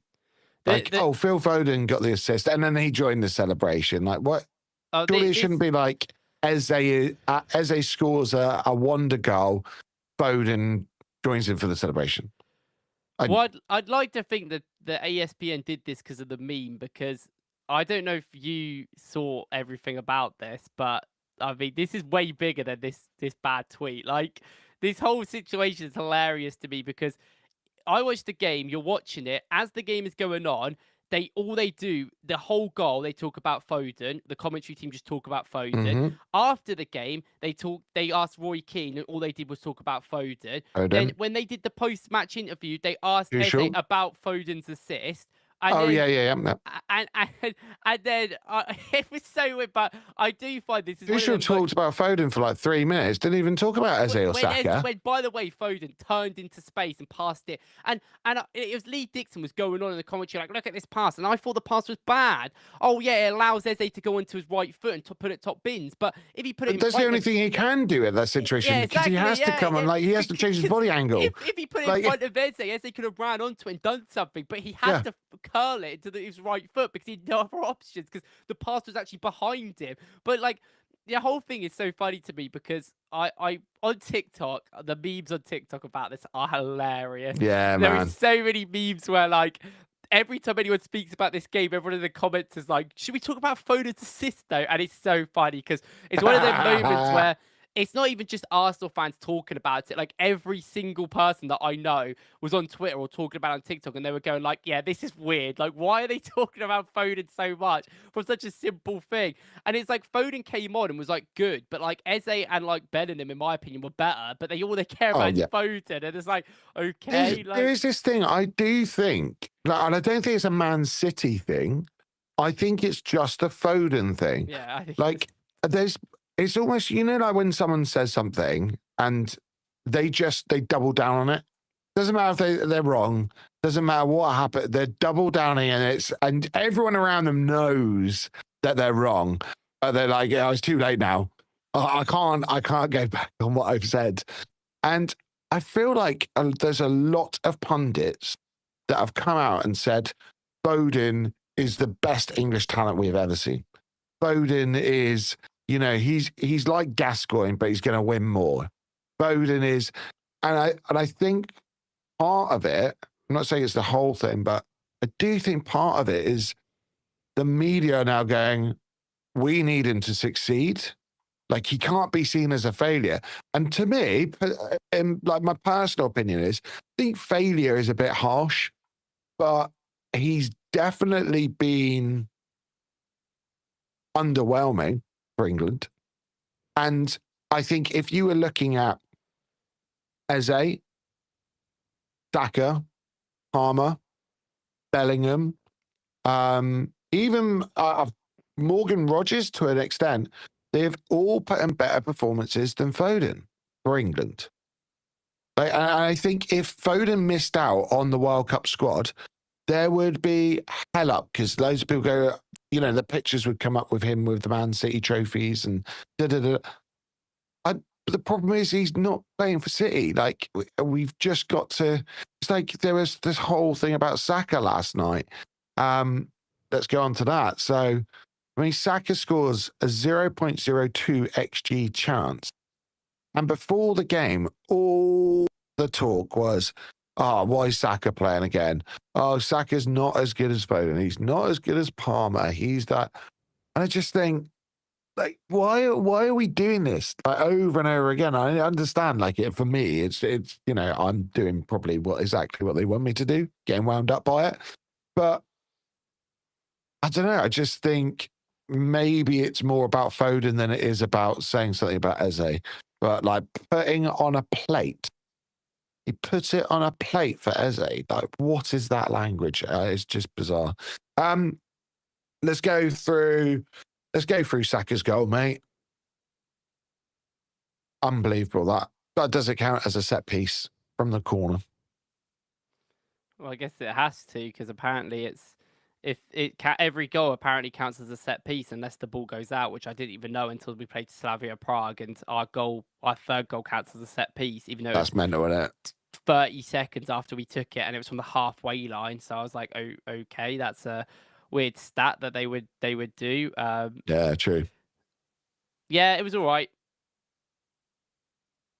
I mean, I did. To be fair, to be honest, I only watched the second half because I was playing Dispatch for the first half, so I didn't watch the first half, so I didn't even see Saka's goal properly. I mean, he kind of shins it, and then after the game, they asked him like, "Was that your best volley for England?" And I was like, "Are we just forgetting about the volley he scored at Old Trafford, where he like pinged it top bins on the?" I was like, "What?" And I was like, "This one he kind of shinned. Like, if anything, it come off his like." It come off his leg. It was an odd one, wasn't it? Because I thought it deflected at first. The flight of the ball is even a bit odd as well. Yeah. But yeah, I don't know. I mean, Saka played well again. Like, he always plays well for England. I don't have much to say. He like plays well in patches though. He's a guy you can see how I don't know if it's how he cares, because I think he cares a lot about England. Obviously, that's why he's playing. But he definitely has a lot more like he just doesn't always give it his all. Like, I feel like there's certain moments, and I've seen this quite a lot with Saka throughout this season, where you can tell when he's not trying as hard as he could. Like, it's so apparent, because there's certain games, like against Sunderland, every single moment he was trying to do something. You could tell he was like really like, let's go. And then it might be a tiredness thing as well, because he has played a lot recently, but there's certain games where he just doesn't make runs. He just kind of stands there. And I felt like in the second half against Serbia, it was kind of the same. But I was like, I see quite a lot from Saka, to be honest. So I'm not that surprised. So yeah. It happens. Eze and Rice have got more media grief since signing for us than playing for England. I thought it was interesting. I mean, Eze's goal as well, like 0.03 XG, unbelievable shot. I preferred that one to the Saka one, I think. But it was interesting how some of the pundits I've seen have said, "Oh, Eze was playing out of position, and we've never seen him out there, and it was really interesting. Like, who would have thought about playing him out on the left?" And I was like, "What is happening? Am I living in the Twilight Zone? Like, is it only like the people I talk to about Arsenal and the fact that Eze most likely long term that's going to be his position?" Like, it was so bizarre. He's also played every single game for England at left wing. I think he's playing the centre once for England. It's so odd, isn't it? Like, I just thought, like, I don't understand this. And like, to say, like, with a goal, like, oh, Eze's finally showing some kind of form, and that, I'm like, oh my God, like, what are we doing? It's like when I was scouting Eze fully for when he joined Arsenal, all his left wing minutes I looked at were from England, because that's where he played for England. So I was like, that's where I got it. I do think Eze's a weird guy, because Eze's the sort of guy that will be judged on goal contributions compared to like Instance and Odegaard. Like, I know some people on the internet compare Odegaard to like Bruno Fernandes when they're not the same player, but different players. Like, for me, like, I don't really compare Odegaard. I don't really judge Odegaard on goals and assists, because there's a lot of times where he does like the pass leading up to the assist, if that makes sense. A pre-assist. Yeah, he's not like the guy that is always going to be that natural creator. So he's the guy that sets other people up between the lines. That's always how I've seen Odegaard. So I've never really like cared about his goals and assist tally that much. I think it's always it's not really fair on him a lot of the time. But Eze will get compared to that. And I think his performances have been a bit weird for Arsenal. I think that we're so not used to a player that is not really like a presser, or not really a player that wants to run off the ball. And I do think there's been a bit of like trying to get him to work around the players. I do think against Sunderland, though, we used him in a really cool way. I think he was able to pick up a lot of nicer positions.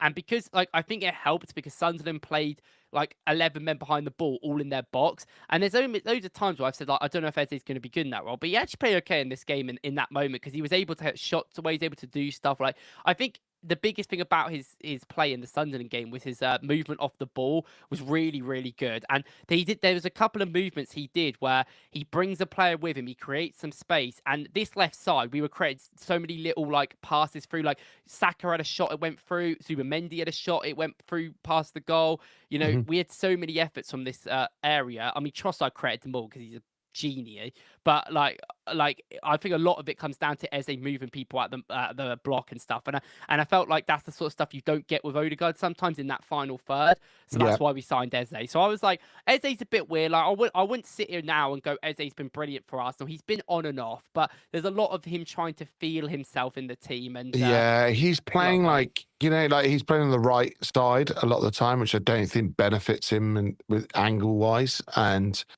we play a completely different system. Like he's used to, you know, being able to play in transition. Arsenal can't, like low blocks. There's a lot of reasons. But I look at him, I don't look at him as a game controller. I look at him as a game breaker. So like we've sat here previously, you know, when we first started and we both said, we just need some players that can just suddenly change something.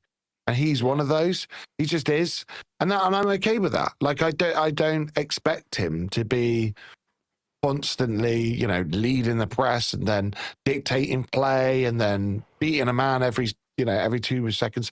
Like I think close ball control is unbelievable, and he will get goals outside the box sometimes, and then like a random pass that you go, oh my word, like the pass against City for Martinelli, prime example, comes out of nowhere. Unbelievable ball. Fine. Don't care how he plays the rest of the game, really, to be honest with you. Similar to a striker. You know, a lot of the time, like, if you want that big game player, like a Haaland, that's what he's there to do. I do think he needs, like, I will say, I do think he needs to get better. His shooting, we have put him in the positions that he wants to be to shoot, and he's getting a lot of shots a game, and a lot of them are awful. I do want him to get better. I'd agree with that. Like, I get that a lot of the time he's kind of snatching at things. Like, there's a shot in the Sunderland game, he's like literally inside the edge of the box or the edge of it, and he just shoots it. And I'm like, when it happened, I was like, oh my God, great moment. He just shoots it straight at the keeper. And I'm like, that is where I would expect him to do better, because that is the position we're putting him in to get them shots. But like, barring that, like, there is some games that he isn't brilliant. He is going to cause us to have some defensive issues. Even in this game, there's a few times where he got completely caught out, but it happens. And broadly, like, he is fine.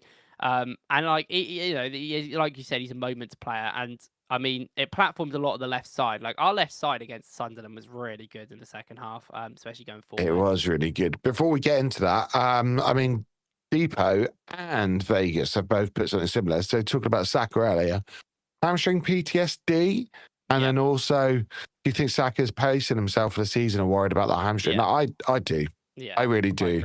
I pulled my hamstring. Well, I tore my hamstring when I was about 14, and it took years to get back. Like, just reaching for the ball, like just that final stretch. It wasn't like, it was sprinting, to be fair, but that was the worst thing. Like, stretching for the ball every time, just felt it, and just so, like, from my own personal point of view, I completely understand.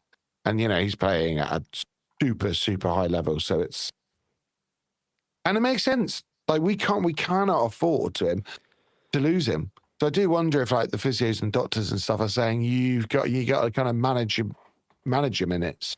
Well, I think that's happening with our whole team. I think you can see in a lot of games this season that, you know, we spoke about the Port Vale one, but even in the Brighton game, like, there's so many moments where you can clearly see the team are not caring as much because they know they don't have to. Like, Slavia Prague, I thought, like, in the first half we were pretty sluggish, but we scored a pen, which, you know, whatever, and then in the second half, we caught them cold at the start of the half, and then it was kind of game over, and then we kind of just chilled. But I don't think we particularly were amazing in that game, but it's one of them where the team clearly know this game matters less than some of the other games they're playing, so the intent is not there. And that's just going to happen. Like we need to actually do that, and I think the team have learned a lot. And like this is the whole thing of like, I think Arteta's learned a lot as well. Yeah, Gabriel picks up any sort of injury, he's off. Get Mascara on every single game. Gabriel's come off like 4 times this season because we're like, nope, we're not risking it. Come on, Mascara. So yeah, 100%. And nail on the head here as well, Vegas. I think most players take a long time to really bed in this Arsenal team. Zubi, Trossard are not the norm. Like, it's so true. But that, which brings me on nicely to that left-hand side, because Trossard was unplayable. Like, he's been unplayable for a while now. For the last, that finish as well is just, he's given the ball and he has everything to do. You know, it's not like one of those, it's not like a Foden pass. It's not put on a plate for him, you know. It's the irony. It is really hard. And the finish is unreal. It's unbelievable. But it wasn't just that moment. Like throughout it, he was just causing problems constantly. It was nice to see Calafiori like on the underlap, on the overlap. Like just, yeah, it was really good. And I don't think even Calafiori was at his best in that game, but it seems to me that Trossard now knows how to use him, if that makes sense. Like even if you don't play the ball to him, he understands how to now manipulate space because of Calafiori's runs. But that side looked great. I do want you, before we go into Trossard, just quickly, because Vegas mentioned Zubimendi here.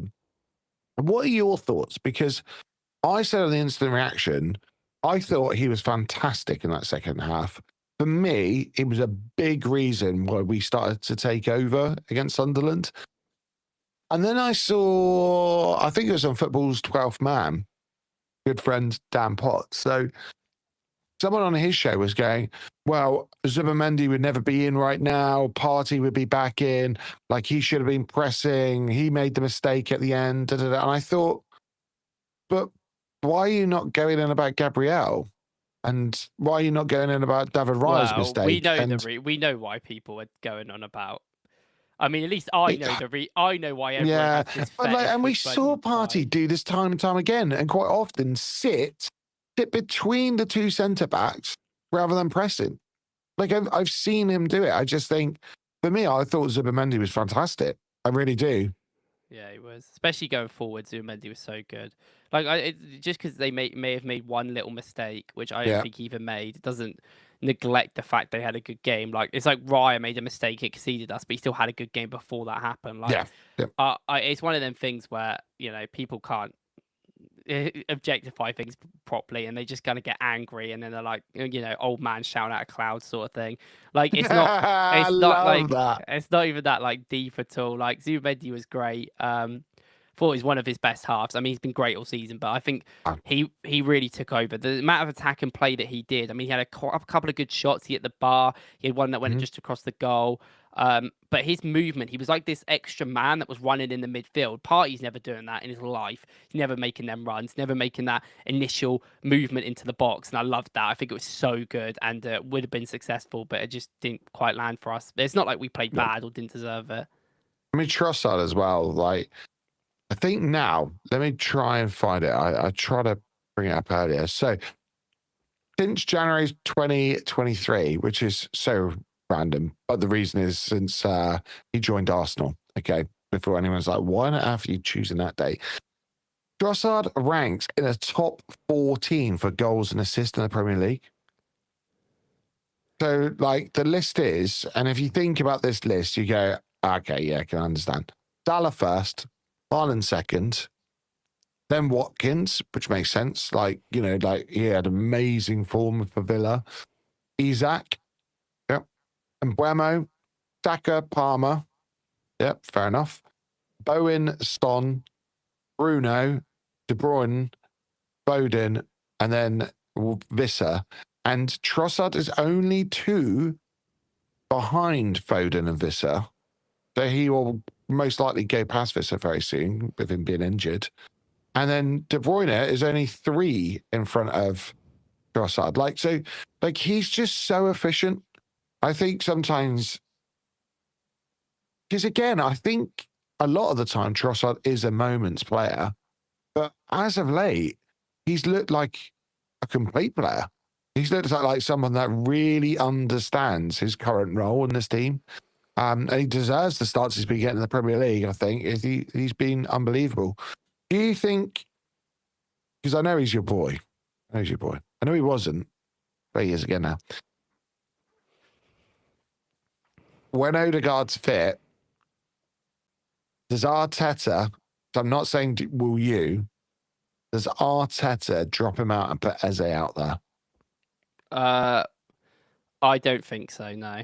For the start. Maybe it depends on fitness. Like Trossard's played a lot, but then Eze has played a lot. So I don't know. I think the only reason why Trossard started against Man City was purely because of Calafiore, because I think Calafiore and Trossard just hypothetically and in motion work better than anyone else. I think Martinelli works much better, like we spoke about, like Miles or Hincapié. I think that's much more what they would work with. I want to see Eze and Hincapié. I want to see that duo. Yeah, that's what we need to see still. But like, that was reason why Trossard started against the City game. The reason why he's continued to start for the last 4 games has been some injuries, but he's also been our best player. He has been not even just the Sunderland game. Against Burnley, that first half, the left side was insane, and it was all because of him, Gyökeres, and Calafiore to an extent, but Trossard I thought was fantastic.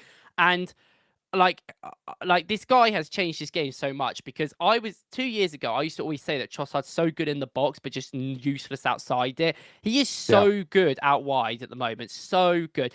And the thing is with Trossard, he's always been a player that I've spoken about so much. I talk it all the time, but he's a guy that if he has like 3 touches on the ball, then he'll like do something. He's not a guy that's always this quick motion, like one touch go. He's someone that slows stuff down and then finds something. His goal where he scores against Sunderland, he has about 5 touches. He takes the player on, and then Calafiore moves to the left so that space is created, and he does the guy inside. And as soon as I saw that, I was like, well, he's just going to shoot because like it's Trossard, and then he just smashes it into the net. And it's like one of them things where that's a moment where Trossard's basically created it by himself, because he slows the play down.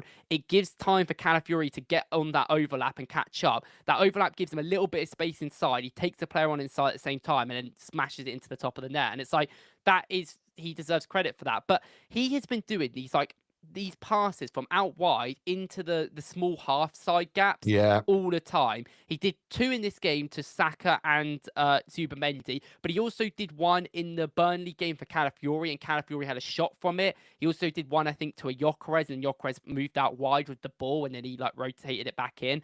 So he's done this multiple times now, and he's not only, I think, our best crosser in the team currently. I think by far he has consistently been the best crosser this season. Do you include Rice in that?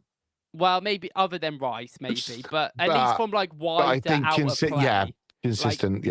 Like Rice is good from like these more centralized areas. I think from out wide, Trossard's by far probably. I know exactly what you mean. Yeah. And like, I think in terms of everything we need at this club right now, he is everything. Like, against Sunderland, it was a tough game. We needed our best players to step up. I do think Saka, I do think Zubimendi stepped up. But in my opinion, Trossard was the best player on the pitch for majority of the game. And like, this is a player that everyone was talking about getting rid of a couple of months ago. People were so upset that he got more money on his deal because people wanted to get rid of him.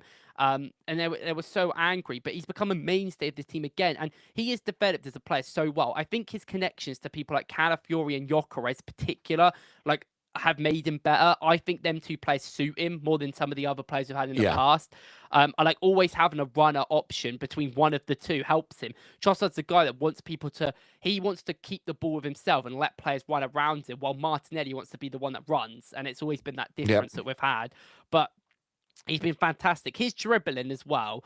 Like, for someone that isn't quick, he isn't overly physical, which I will say he is actually quite physical. In this game, there's a few times that he kept the ball, and I was like, how is he keeping the ball? He reminds me of Santi at times.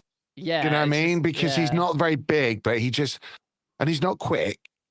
And you think, how have you still got that ball? Like, how are you doing that? That was like, I used to watch Trossard previously, and you know, like, he can be really frustrating because he'd do something unbelievable, like he'll nutmeg a player, and then the next action when he gets the ball, he like just miscontrols it. You know, you get like one good, one bad. Recently, he's been so consistent, like with every single action.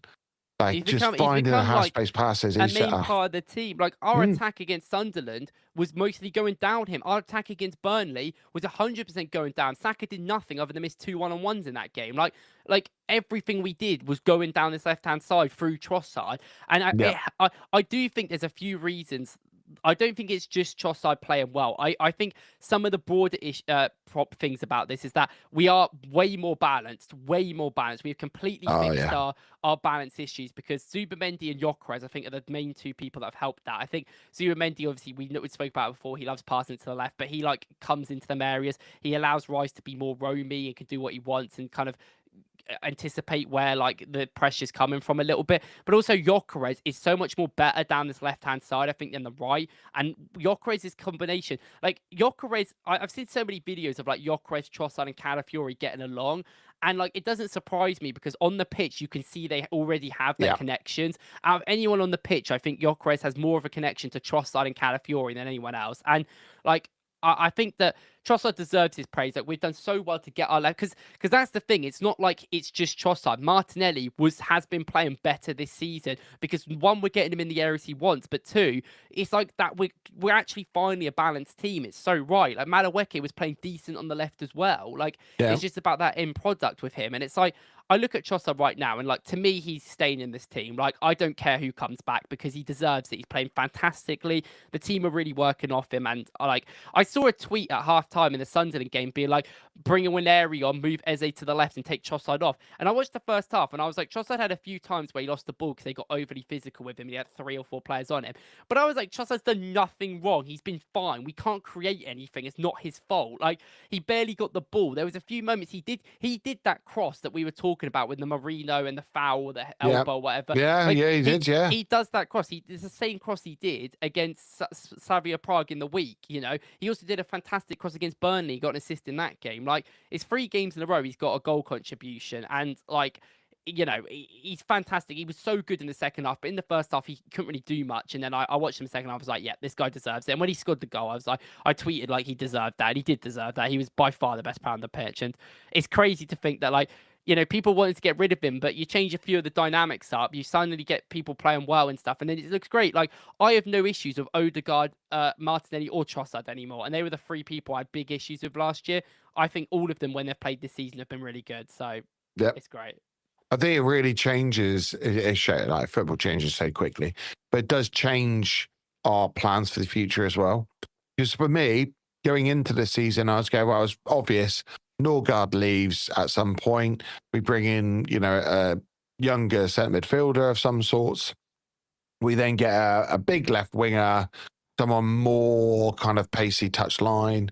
So then we've got Eze and this player. We start, you know, I started going, oh yeah, Trossard's out of contract. Martinelli's like got to go as well.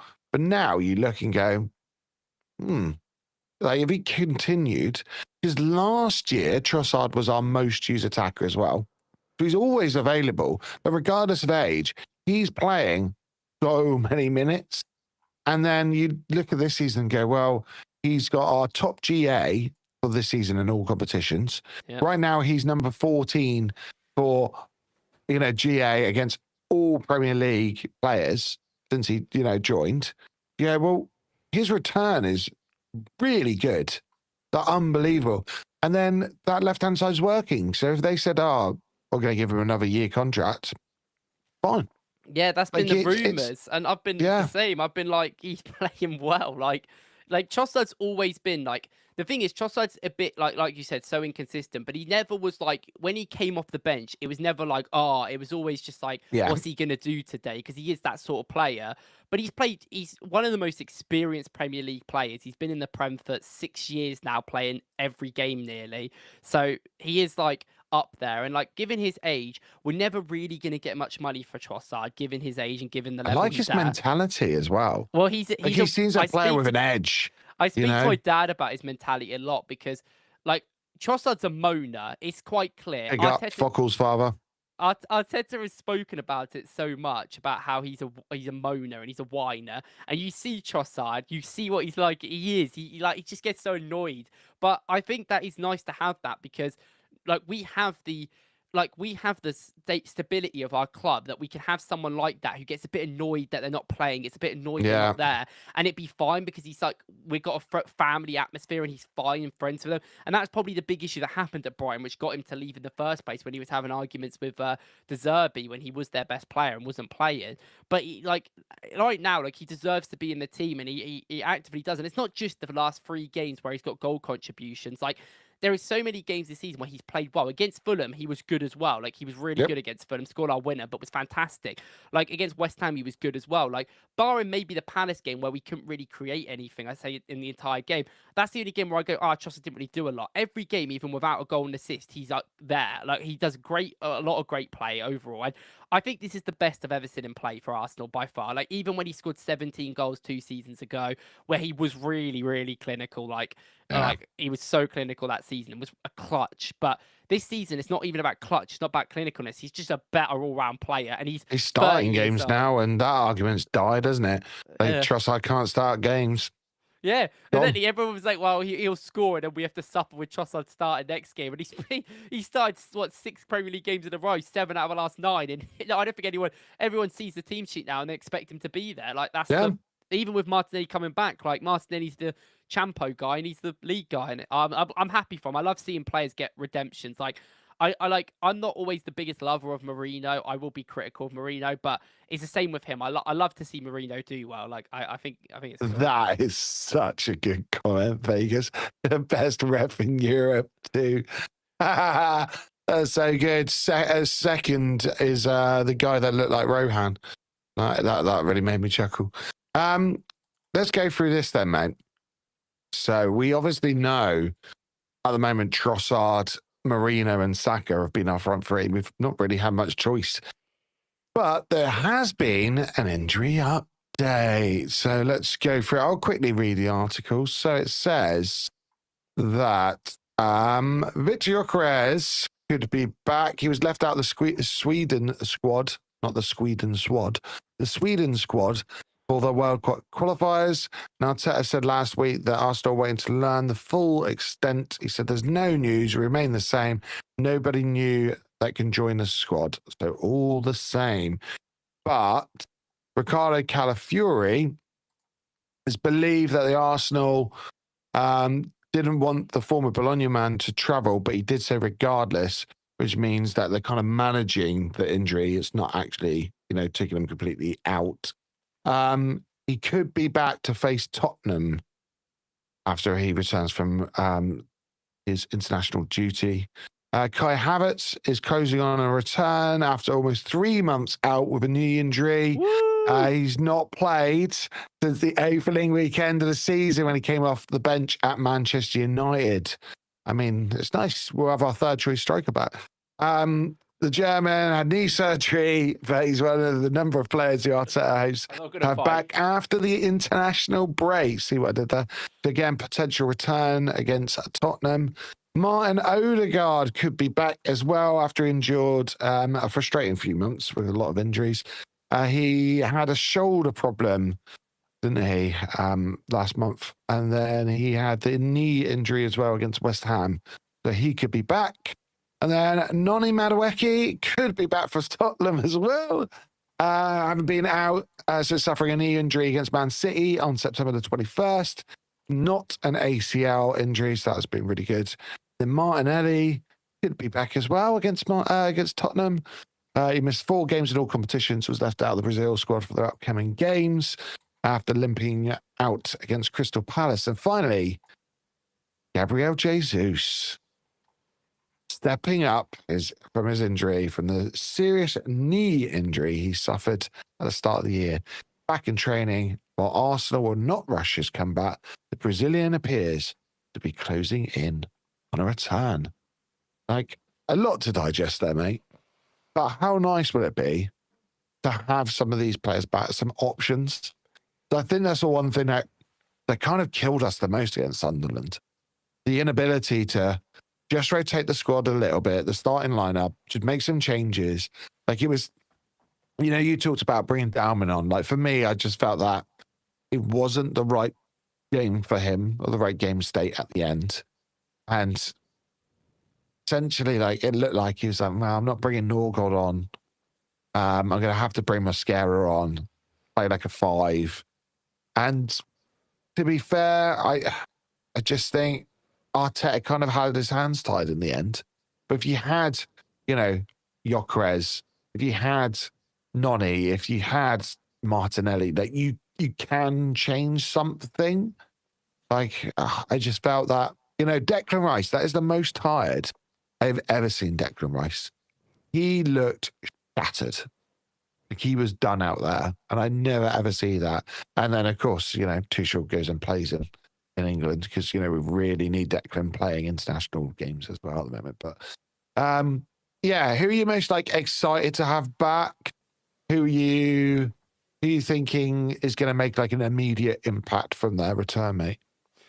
Well, it's obviously, when we played Sunderland, this is why I was saying that we just needed to get through that because the rumours were that everyone's going to be back, it's some sort of Avengers thing. I think that now I've heard a lot of stuff that Odegaard might be out for a bit longer. And don't do that to me. Well, that's why he's with Norway right now. He's with Norway, because they wanted him as a leadership perspective, but everyone else is obviously training. He would probably surely be training with Arsenal if he was a weeks away from injury. I think he's I think he's 3 weeks away from injury sort of thing. Okay. More than next week. I'm pretty sure, I did a show about this. I'm very, very sure that Madueke is back. I think Madueke could have made the bench against Sunderland, which was what I heard, but they decided not to risk it. And then I think he was also going to play for the under-21s 2 days ago, but didn't. But there's a chance that he might play the under-21s game next week, I think. But obviously Arsenal, because it's international break, will do a lot of behind closed doors friendlies with probably Watford to next to us. And do stuff like that. So I've heard that him and Madueke are the closest, I think. So I know, Madueke and Havertz are the closest, I should say. So I think them two are players that we will definitely see on the bench against Tottenham.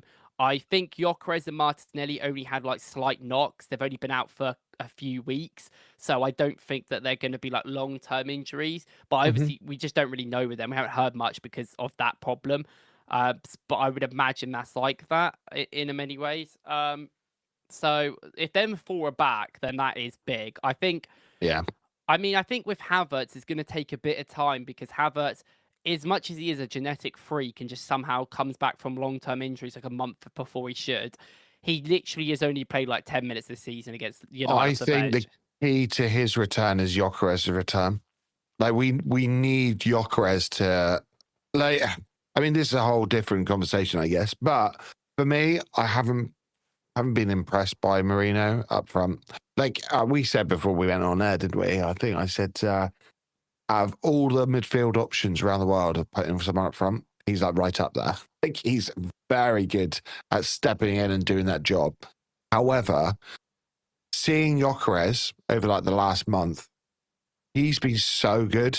It was, I finally started seeing what we could become with him up front, if you know what I mean, how he's changing, how we're playing. And Marino was just making the pitch small. That pitch was so small anyway, but he was making it smaller. And he was winning flick-ons in the most bizarre places where you just don't need those flick-ons. And I just felt that he was a huge miss, Gyökeres. He really was. He was a big miss. And I think if we want the best out of Havertz, we need a fit Gyökeres, give Havertz as much time as possible, that he can just come in and drips and jabs, pick up match fitness, pick up, get to speed with how we're playing and the other players and the Premier League and the pace of that. And then hopefully we'll have 2 very good attackers kind of going at it, trying to get minutes and making each other better. It'd be brilliant. But that's the way I see it at the moment. I think for me, Gyökeres might be the most key return, just simply for what he does, not only for the team, but what he does for other players.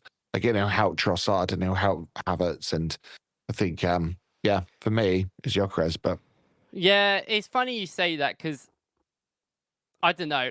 There was definitely moments. He's at my bottom. there's definitely moments. No, it's with the Sunderland game though. There's definitely moments in that game where I'm oh yeah, Gyökeres' movement's not like here, and it's annoying. But a lot of the time they were just in their own box and they couldn't move. Yeah, that's true. And also we actually created low-key more than we have than we did in the Yeah. Burnley game, I think, when Gyökeres played. Or it was about the same anyway. So I did kind of think like that was one of them games. I thought the Slavia Prague game was a better example where I felt like we were crap and I felt like Marino was not doing anything. But then he scored twice. But then against Sunderland, I actually thought Marino did okay.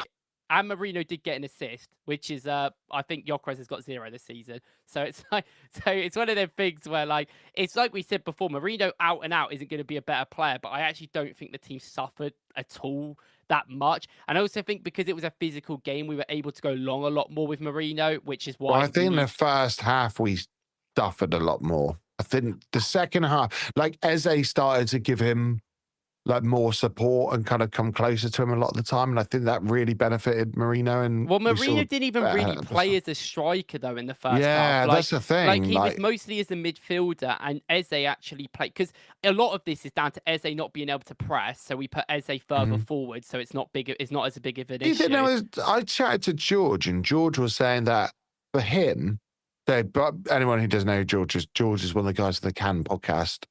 Brilliant analysis, George.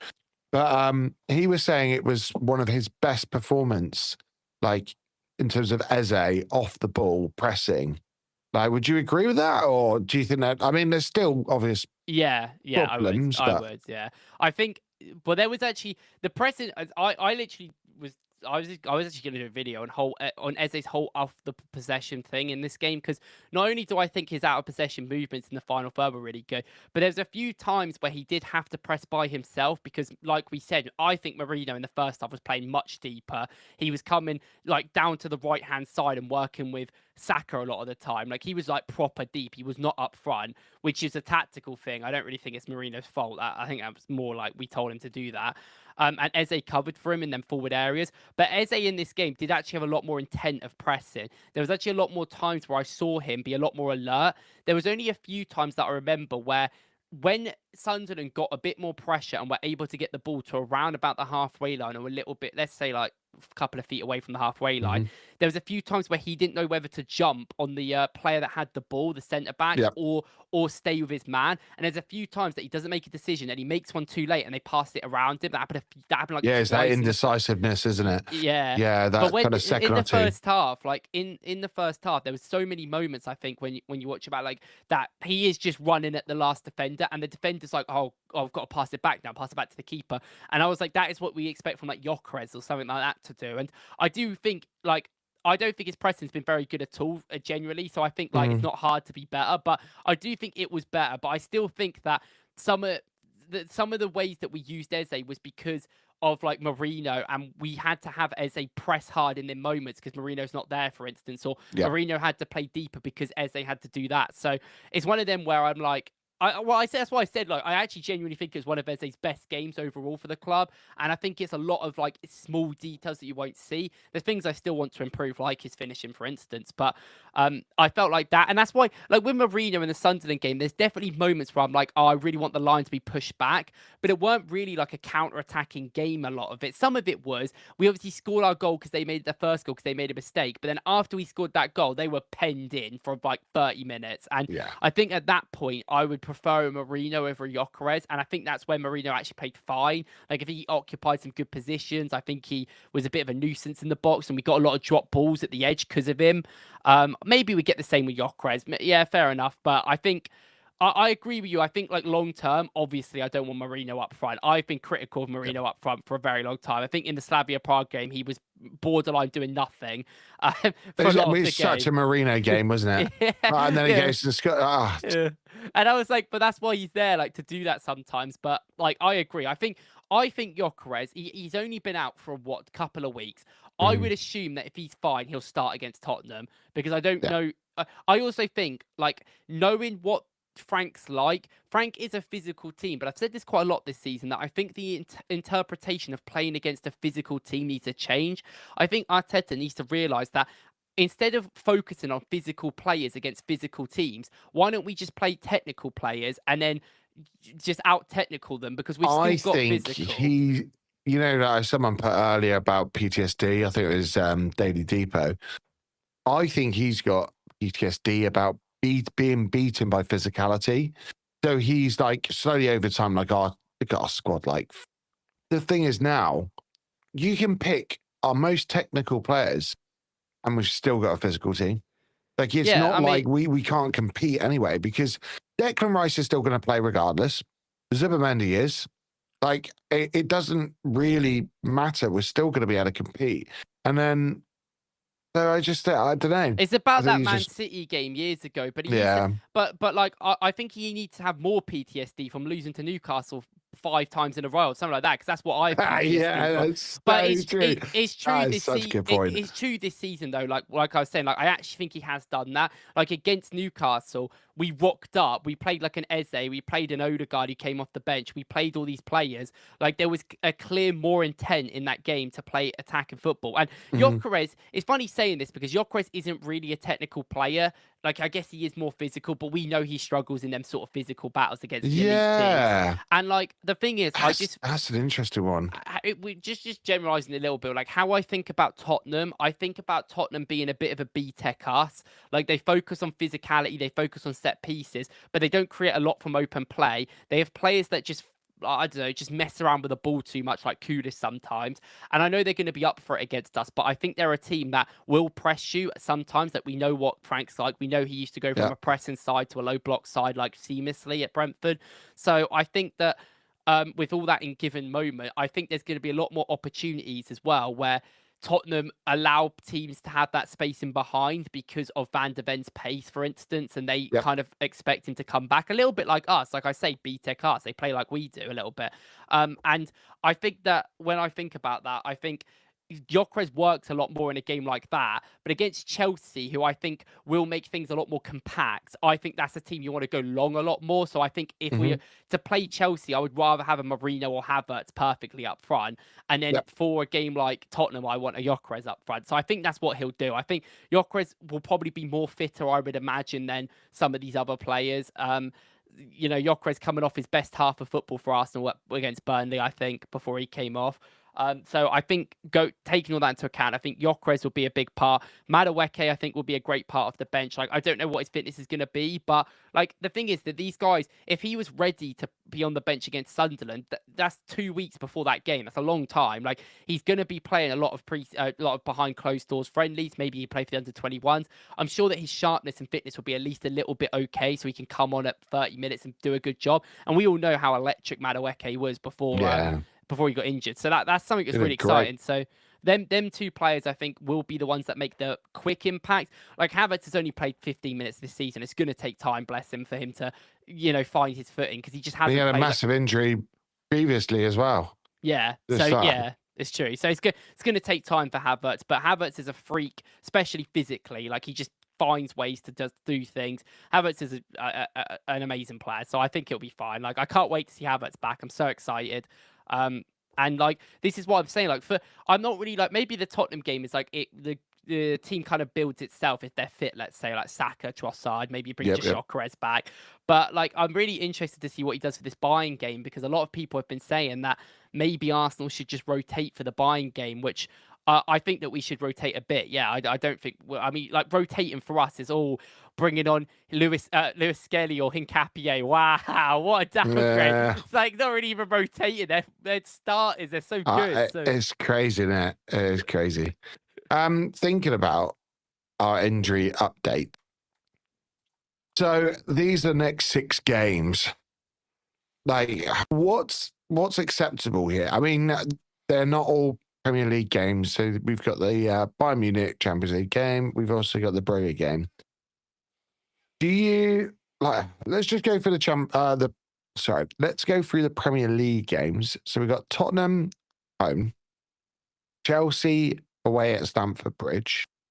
We've got Brentford at home, Villa away. Like, what would you say is acceptable in those 4 games? Like, how many points? 12 points. Let's go. GG's. Have we got 10? Is that acceptable or not?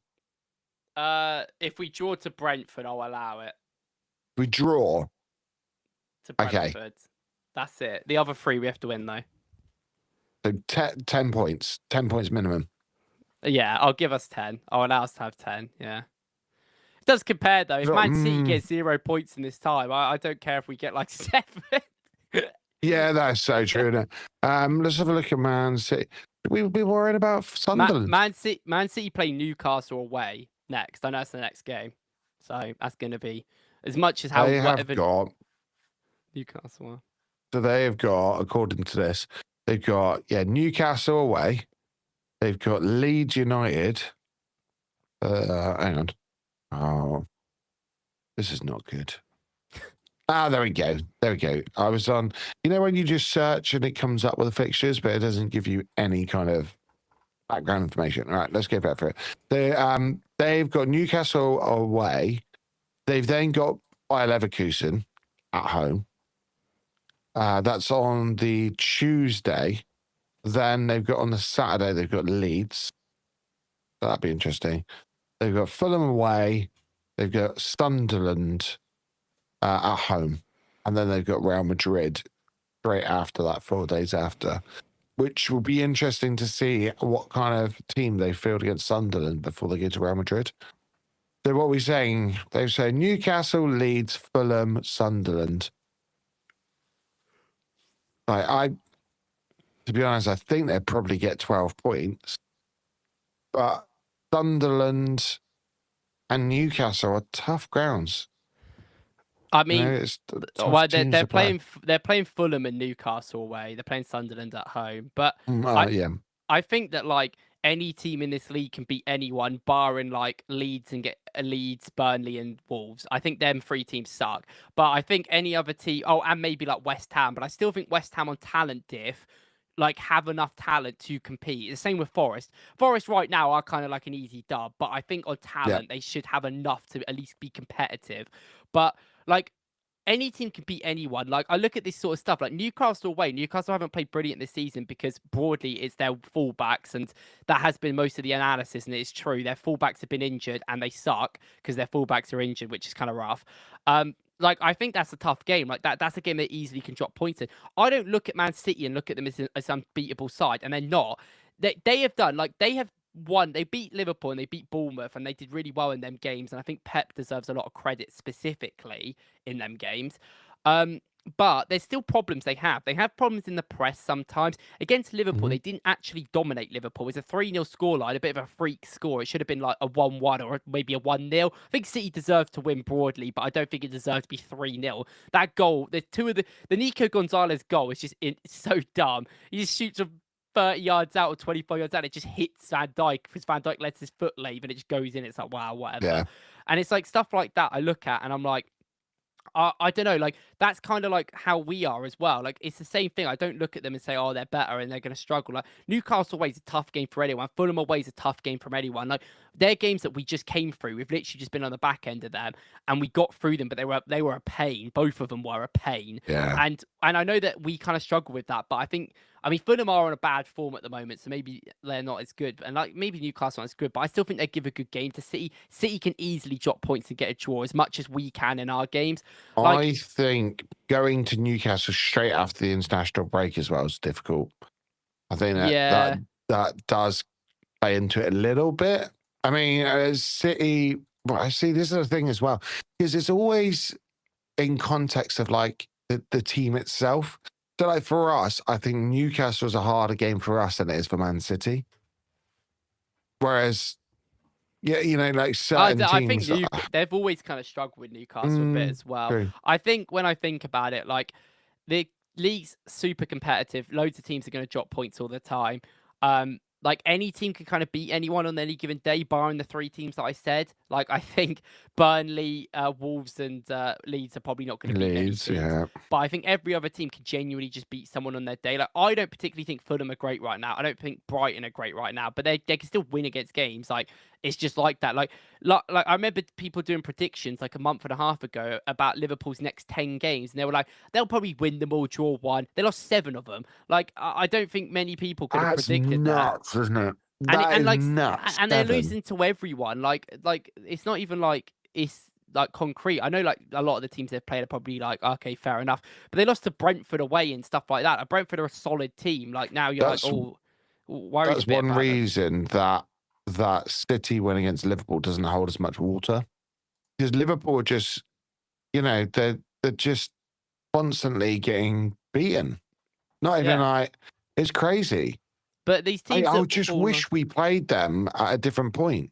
Yeah, because we should have beaten them. We just should have. But that is their home game as well. Like a lot of these games, these big games, come down to home ties, and we didn't play them at home. Like, is that true? It was true before this weekend. It's not true anymore. Well, I think it's joint. That is nuts. I think it's joint. I think Doku's got 2 as well. But yeah, like the thing is, it's like these. It's so hard to judge games right now because, like, bear in mind, like Aston Villa is a great example of these teams that we're playing, because people's perception of how good Aston Villa is going to be all over the place, because they are an absolute all over the place club. They started the season off with 0 points in 4 games and did nothing. Then recently they've been on like some incredible form. They won 5 in a row, I think, in all comps, and then I think they drew or lost and then won again. But when you actually watch them, oh my God, are they bad? They are not a good team. And I work for some companies, and they did a piece on Aston Villa, or like they spoke about it in the podcast that I produced on Monday, and they basically said in it that, like, even though Aston Villa are 5th in the league, they 100% do not deserve to be there, and they will start to fall because they are not playing well. And they said the same about Tottenham, who are up there as well. On like expected points difference, there's only 4 teams in the entire Premier League that have a positive one, and it's the top. It's Arsenal, Chelsea, Man City, Liverpool. Funny enough, that is absolutely absurd. And teams like Villa, they beat Bournemouth 4-0 on the weekend last week. If anyone saw that game, I cannot believe it. I cannot believe it. Bournemouth, because it was a 3 o'clock kickoff, I bet most people think, because I looked at it and was like, oh, that's a bit weird. Like, I wouldn't expect Bournemouth to get thrashed by Aston Villa. And then when I delved into it a little bit more, I was like, oh my God, how has this happened? They basically had the same XG. They created the same amount of chances. Aston Villa just scored like 3 set pieces or something, or 2 set pieces. And then Bournemouth missed every chance ever. Yeah. And they scored 4 goals from a 1.7 XG. And I was like, nah, that's not consistent. And we all seen it. This is typical Unai Emery. He never creates many chances. He didn't at Arsenal. We went on that like 24 game unbeaten streak, and we were awful for like 20 of them games, and we just won. And I don't know, it's just him, but I look at that Villa game away, and I'm like, okay, yeah, I think the occasion might be the worst bit about it, but they do not play good football. Same with Tottenham. Tottenham create absolutely nothing. They create nothing unless it's from set pieces, and we're like very good from set pieces. So like, I don't know if that's going to work for them, and they still broadly can't. Like, they've actually got really good at defending set pieces this season, and then typical, like on the weekend they conceded because Vicario doesn't want to move from his net, and he's like 3 yards out. So still an issue. But like, I look at these teams, like I like Chelsea aren't even playing that well either. Like, I think that there's flaws in all these teams. Like, I think Chelsea are back to 3rd now, aren't they? I think it's us, City, Chelsea, Sunderland. I think. That might make sense. But like Chelsea are weird. They've been okay, but it's the same with Tottenham. I don't know if anyone's looked at the Tottenham schedule before they play Chelsea. Oh my God, they have had the easiest schedule in Europe and in the Premier League I've ever seen in my life.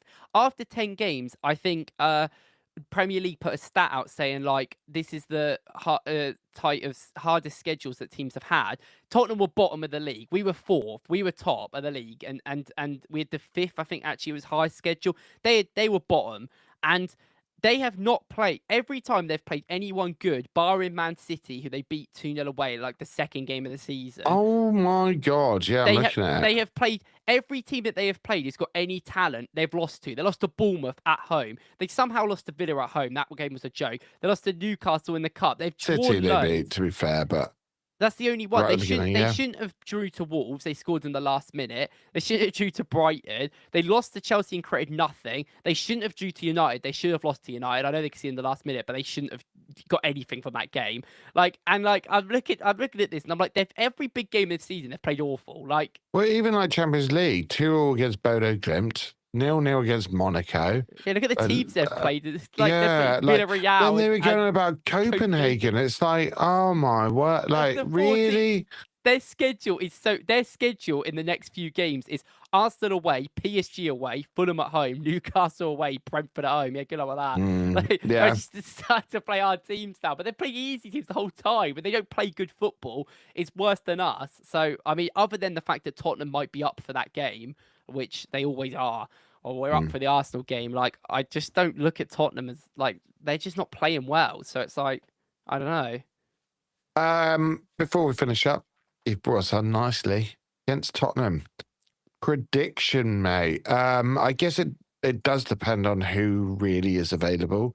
Let's just go through the starting lineup. It's funny we're doing a prediction because we'll have a FOKLZ podcast next week. Oh yeah, that is true. So we might let's leave it. Let's leave it. Let's leave it then, and then we'll go through a prediction of the lineup as well, which is a good shout, actually. That's a good shout. Mate, it's been so good chatting to you because it's been 2 weeks. Too long. Mainly because, I'm just off to gigs and stuff. I don't think I've got any more gigs now for a while. Oh, sad times. I think the next one I've got booked is Metallica, Gojira and Not Loose over in Cardiff. And that's like in, I don't know, June? Something like I've never been to Wales. Brilliant. Cardiff is a great city. I genuinely love Cardiff. Brilliant. Isn't that where they're starting the Euros? Is it in Cardiff where they start? I think the first game of the Euro 2028 is in Cardiff. I swear I read that and everyone was like crying about it because it's not in England. Cardiff to host 2028 opening match, yeah? Yeah, see? And then Wembley to stage the semi-finals and the final. I don't see much problem with it. Yeah, I mean, yeah, it's fine, isn't it? Like, if you ever get a chance, like even like watch rugby, like Millennium Stadium, it's so good. Like the atmosphere even around the stadium because it's so like in the city, and the Welsh. If you go to watch rugby there, they're brilliant. They really are. You'd have to pay me to watch rugby. It's like making me watch cricket. I'm okay. I'm okay, guys. I don't want to watch these sports. It's like going up to Newcastle, like watching a game in Newcastle. It's just Newcastle, brilliant. like 25 hours away from you. yeah. It takes like 3 days by horse and cart. Unfortunately, we got like steam locomotive at one point for Richard Trevivic, but we're mainly on horse and cart. At some point we might get I would go to Newcastle's way too far for me. I feel like I go Manchester, and I'm like, even that's like a 7-hour train. I'm like, can't be oh mate, everywhere's a 7-hour train from me. It's a long way. Where can everyone find you, Reece? FOKLZ Youth Football. I might post soon. We'll see how I feel. You got COD's come out, so maybe not. Have you seen? I've been putting out videos. I have. I put out a video, just random. I just went, do you know what? I've got some free time. I'm going to quickly do one. What did I do a video of? I don't even know now. I did the Miles Lewis-Skelly one, being scouted by Premier League teams, just to basically say, this isn't happening. And then because it's not. He's not leaving the club, as simple as that. I've been doing previews. Look at that. I've been doing my previews. Oh, are we getting there? Start putting out more content. It will happen now. But let's go. If you haven't done so, guys, please hit the like button. Please subscribe. It really is helpful. We are coming up to 700 subscribers now. Yes. Let's go. We need 1,000 soon. I need 1,000. Let's do it. But make sure, put a little comment below, even a little emoji. That'd be nice. But before you leave, everyone, when the video finishes, just go to the comments, put a little emoji to describe FOKLZ. Wait, wow, this is W engagement, is it? W engagement in the chat. Cheers, guys. We will see you next week. What time are we going to go live? We always put it up as scheduled 7:45, but we never make 7:45. 8:30. Yeah, that might be good. Cool. All right. half 8 it is. See you all then, guys.